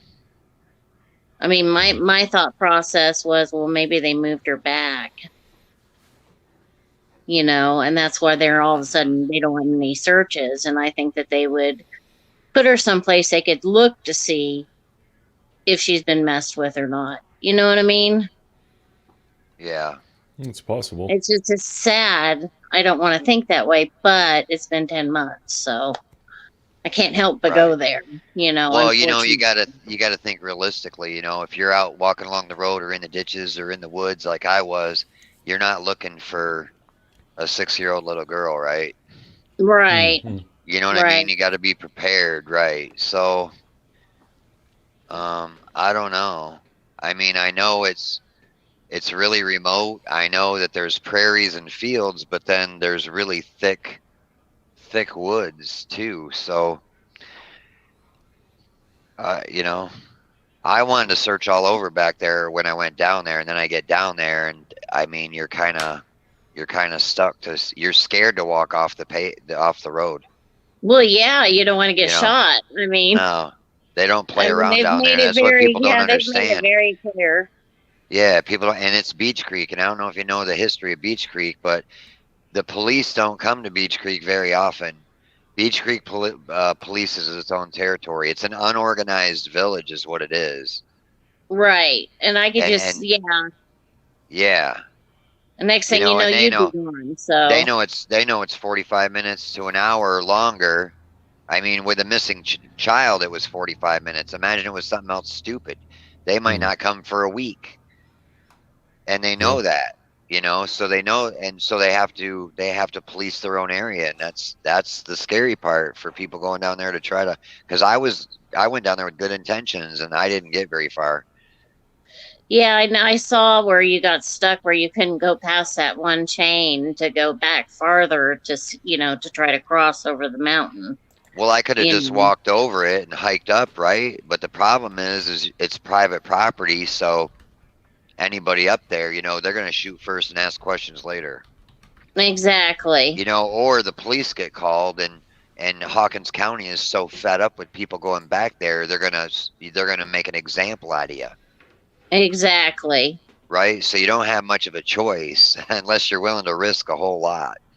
Right. Yeah, not a safe option.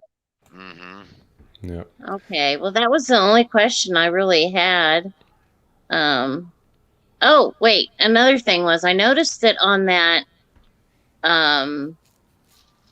video, the 309 video where Summer's in the back with the milk jug, I noticed that it looked like it'd been raining or something. The back window was wet. Did you There notice you that? go. There you go. I finally got somebody else that noticed that.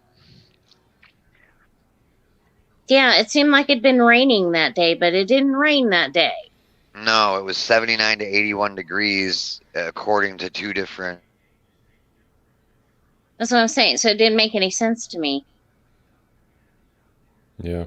So I'm wondering if it was taken at a different time and they just uploaded it that time so they could say, look, see, she was with us at 309. Yeah, You could very know, well be.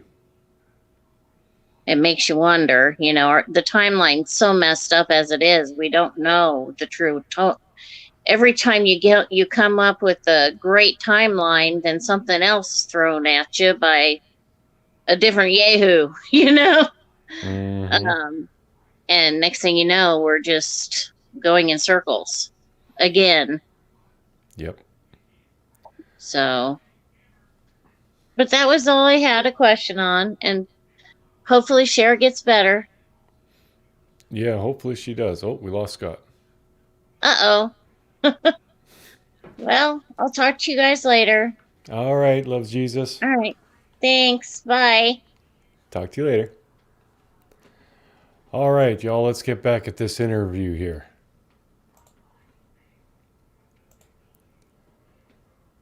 He lives a mile and a half away from us. And so we're trying to figure out what his mother's name is and trying to figure out where this property is. But I'm pretty sure TBI has probably already figured all this out. And they probably already searched that property. But we're just trying to make sure and do what we can, you know, because this just makes sense. This guy, and plus he had a truck like similar. They're saying his niece got a hold of this and said that he had a truck similar to the one they're looking for, or exactly like it. But we don't know. We can't confirm all this right now. It's just all speculation or whatever. But for hearsay, however you want to say it. So we're trying to figure it all out and do what we can. And but it's interesting to know that he was just a mile and a half from us all this time. And so if there's a connection there, and there's possibly a drug connection of some kind of drug, I don't know. I've never seen anything like this behavior. I've never seen anything like this before. And it's pretty scary because, I mean, he's been my number one suspect all along, you know, for reasons of trying to get back at me or whatever. But the guy's in the clear as far as the police are concerned. He's got an alibi, but we also know he has ties with this Tony. I don't know. So we're just trying to figure all that out right now and do what we can and get David Rader to come back, hopefully, and police involved any way we can. I wish we could share more information, that we just know, you know, where they've been, what can we do, and stuff like that. It's like they don't want to share info, and I guess there's good reasons why, but we want to do everything we can for our daughter. I mean, but I guess this is where the public comes in. You know, if she's not in this area, that means she's out there somewhere amongst the people. So we're just hoping and praying the people will help us, you know. Hey guys, go check out Artlist's new plan now. It's monthly, it's affordable, and Yeah, that's the hope, that maybe someone will hear about this, see a picture, and recognize her somewhere. I mean, that would be the best way that this could come to a conclusion, that's for sure. Yeah, and if you know, and if these guys, you know, the criminal element, they wouldn't want to leave no evidence or somebody. I mean, it scares me to think of that. But anyways, we got to give it all to God anyway. I mean, I don't know. I'm having a hard time with it. I love my daughter. She was my whole world. she would only come to me for the first 18 months of her life. And Candace had, she had a hard time. It hurt Candace, but she had plenty of time to win her love. She got to go to all these places, and I'm glad she did. All the time I was at work, and Candace got to go and do a lot of fun stuff with her, and I'm so glad that she got to do that with her. Yeah.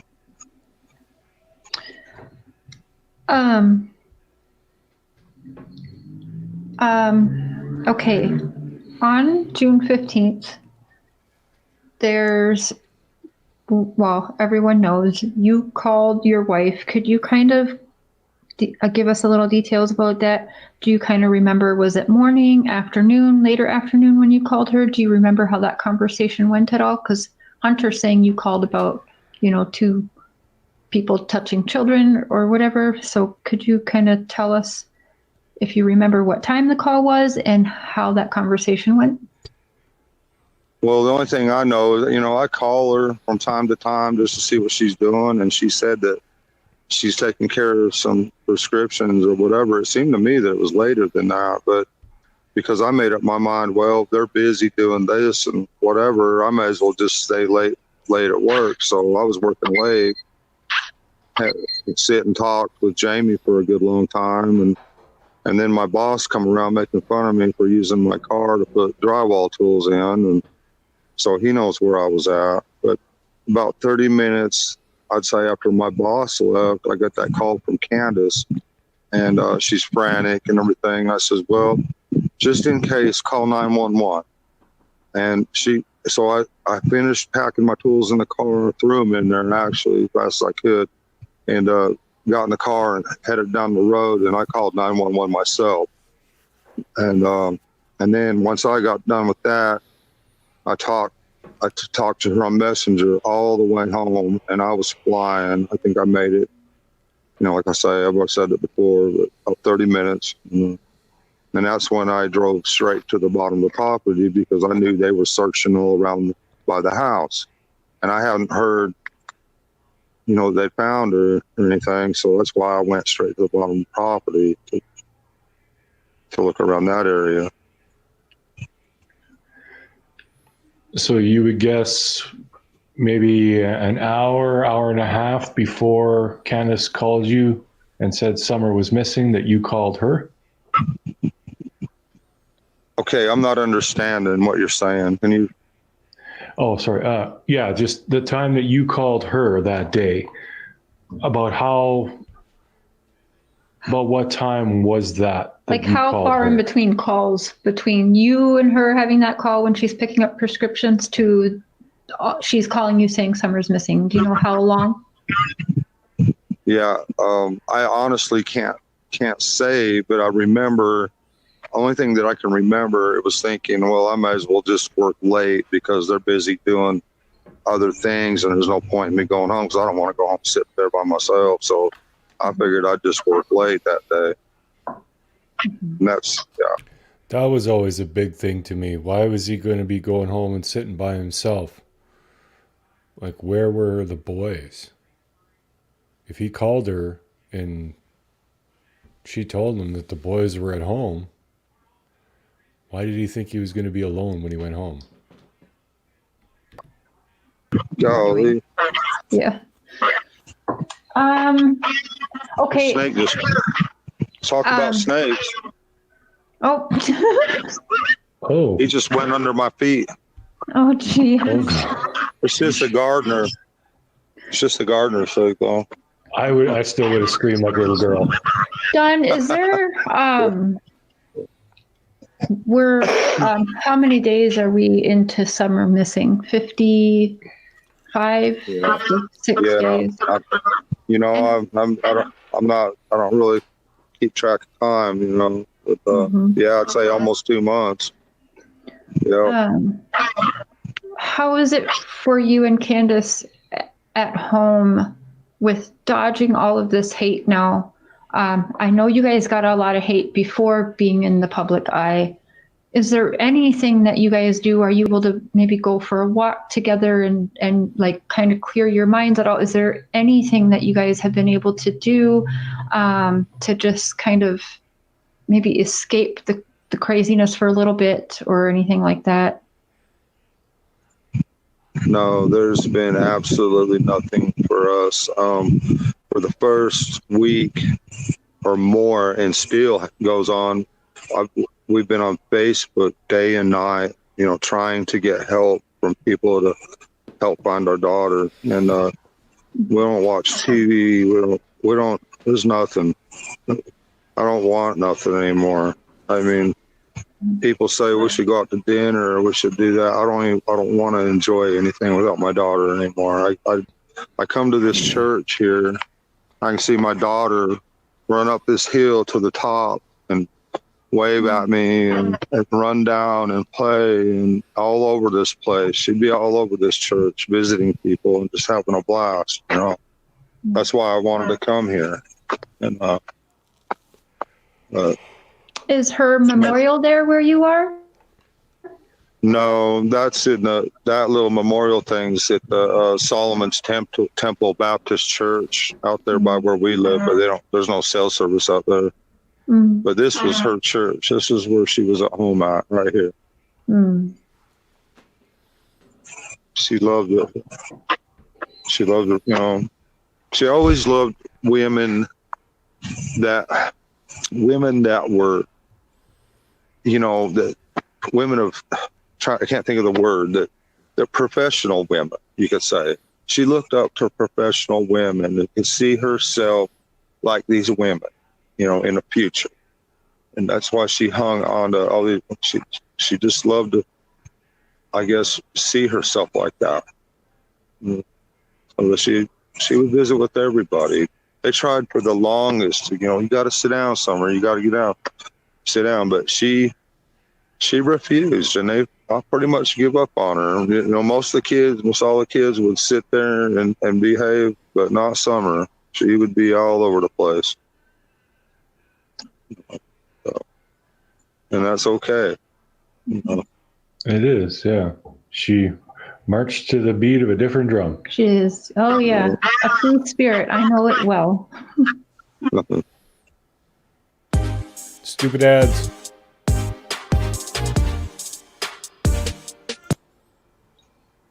Do you have a prayer? Was there a prayer that was Summer's favorite that you could share with us?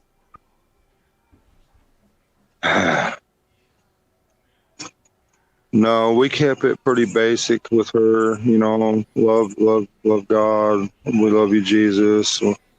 Love you, you know, love all of us kids. And, you know, when it comes to the kids, we kept it real basic, you know, when it comes to prayers like that, you know. So I don't really remember anything specific, but I was trying, you know, before all this happened, we would read out of the Great Controversy every night with the boys. We didn't Summer, and we didn't really make them listen, but we was trying to, you know, help them understand the importance of that book in the future, because they're going to see all this stuff happen. You know, the Sunday law and all that, it's going to happen in their time, and they're going to have to, all these kids today are going to have to make a choice tomorrow, you know, about the Sunday law, and it could be like they might have to give up their life in order to keep the commandments, you know. But potentially these kids may never taste death. If they're alive when Jesus comes back, they'll never taste death. They'll you know, that's kind of cool to think about. But it's going to get bad, and it's important for these kids to understand what's going to happen in the future, and that's where Ellen White's book comes in. It explains, you know, her book explains Revelations. It makes it understandable. Daniel's prophecies and all. It's so important. You know, I believe that with all my heart, and I like to share it with everybody if I can. But Summer loved it here. She could feel the spirit. She just danced around, and Just can't believe he's gone, just like that. Well, one thing I want to say is you don't very often see children happy at church, but Summer, she seemed like she was really in her element there. It seemed like she loved it. And that was always, it always gave me a good feeling in my heart when I saw that. Yeah, you know, I'm not trying to put any churches down. Don't get me wrong. There's a lot of good churches, but there's a lot of children at this church. And, you know, usually they're like putting the children, children are at the forefront in this church. And I love that, you know, that meant a lot to me, you know, as far as this church.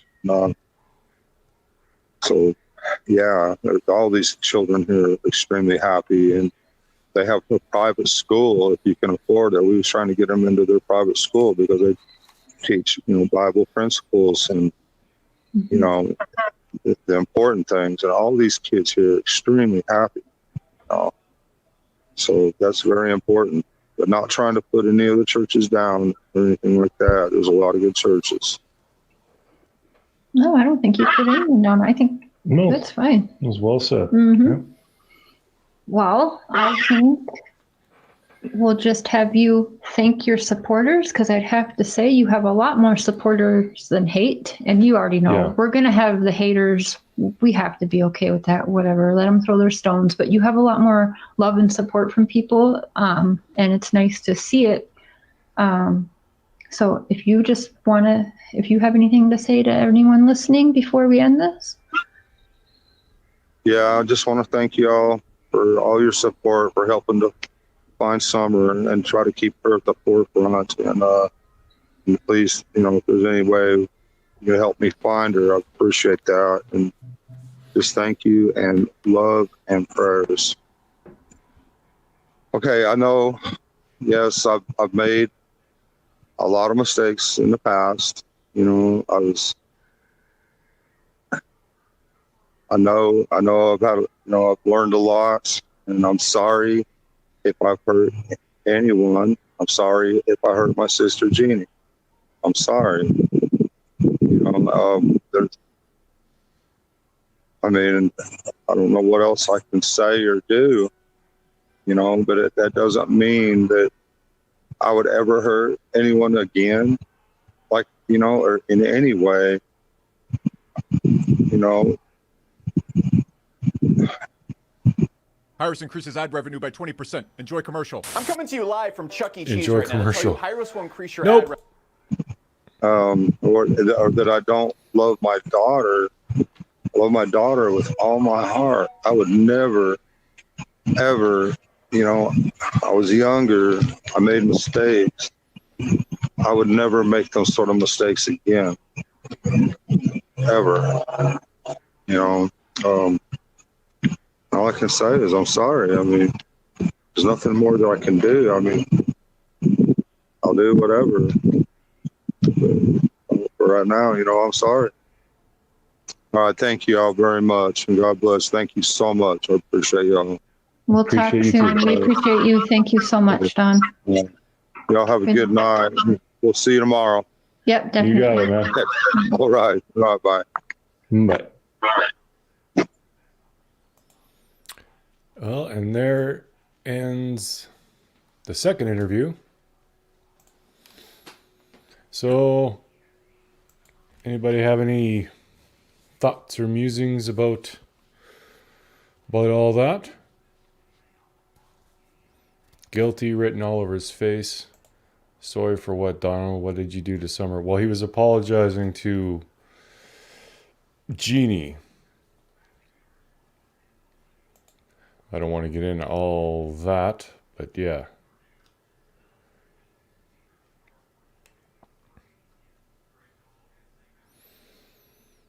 Yeah, there was stuff that we took out. I don't know if it was this interview or if it was another one, but we had talked to him about the allegations of SA that were swirling around at this time. And he admitted to some. He didn't admit to much. But yeah, he put blame on Jeannie because she was, I think, 5 at the time, and he was somewhere around 11.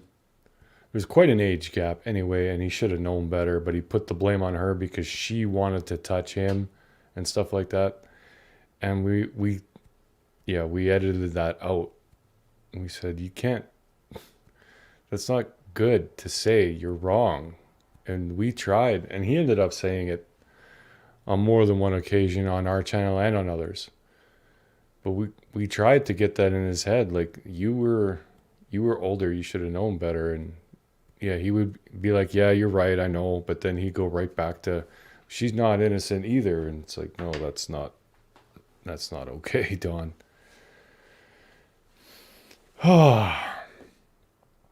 Well, we got $454 raised.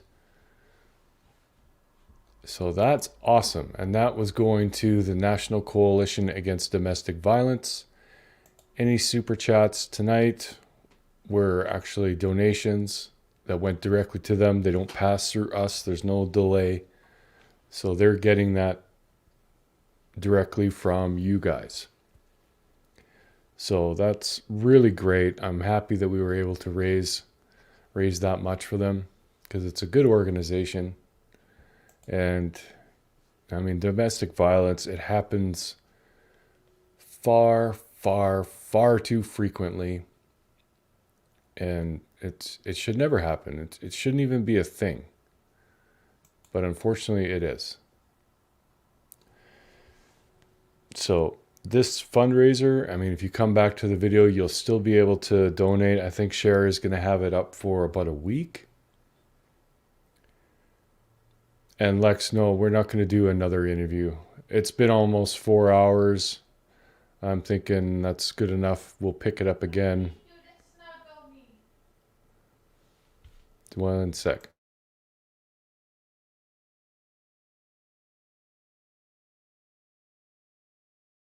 Cher just said, and I need you to snuggle me. I'm not going to say no to that. Get some snuggle time in. But yeah, we will be going over all the interviews. There's, I don't know how many more. Probably 3 or 4 more interviews we did with Dawn. We'll be definitely going over those.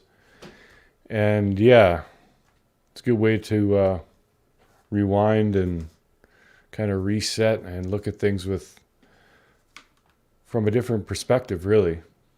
Knowing what we know now, going back and listening to that, we can pick out a lot of stuff. But there is still some things that, make me wonder how much Dawn actually knows. But we will keep going. So also, since I have you all here, I know a lot of you aren't subscribed to my channel, but I will be going live tomorrow morning. It's just a general true crime chat. Grab a coffee. It's more chill and laid back. But feel free to check it out. I don't have the live set up yet. I might set it up tonight, or might not be till tomorrow morning. We'll see. But yeah, check that out. And yeah, thank you all for coming by. Thank you so much to everyone who donated for this fundraiser. You are awesome. It's a good feeling to be able to help out an organization like this. It's nice to use our channels for good. It feels really good. And it's all because of you guys. So give yourselves a big old pat on the back. And get a good night's sleep, or have an awesome day, depending on where in the world you are. And yeah, hopefully we'll see you on my channel in, about 10 hours or so. But all right, y'all. Love you. Take care. God bless. Happy Easter. And thanks for tuning in. See you later.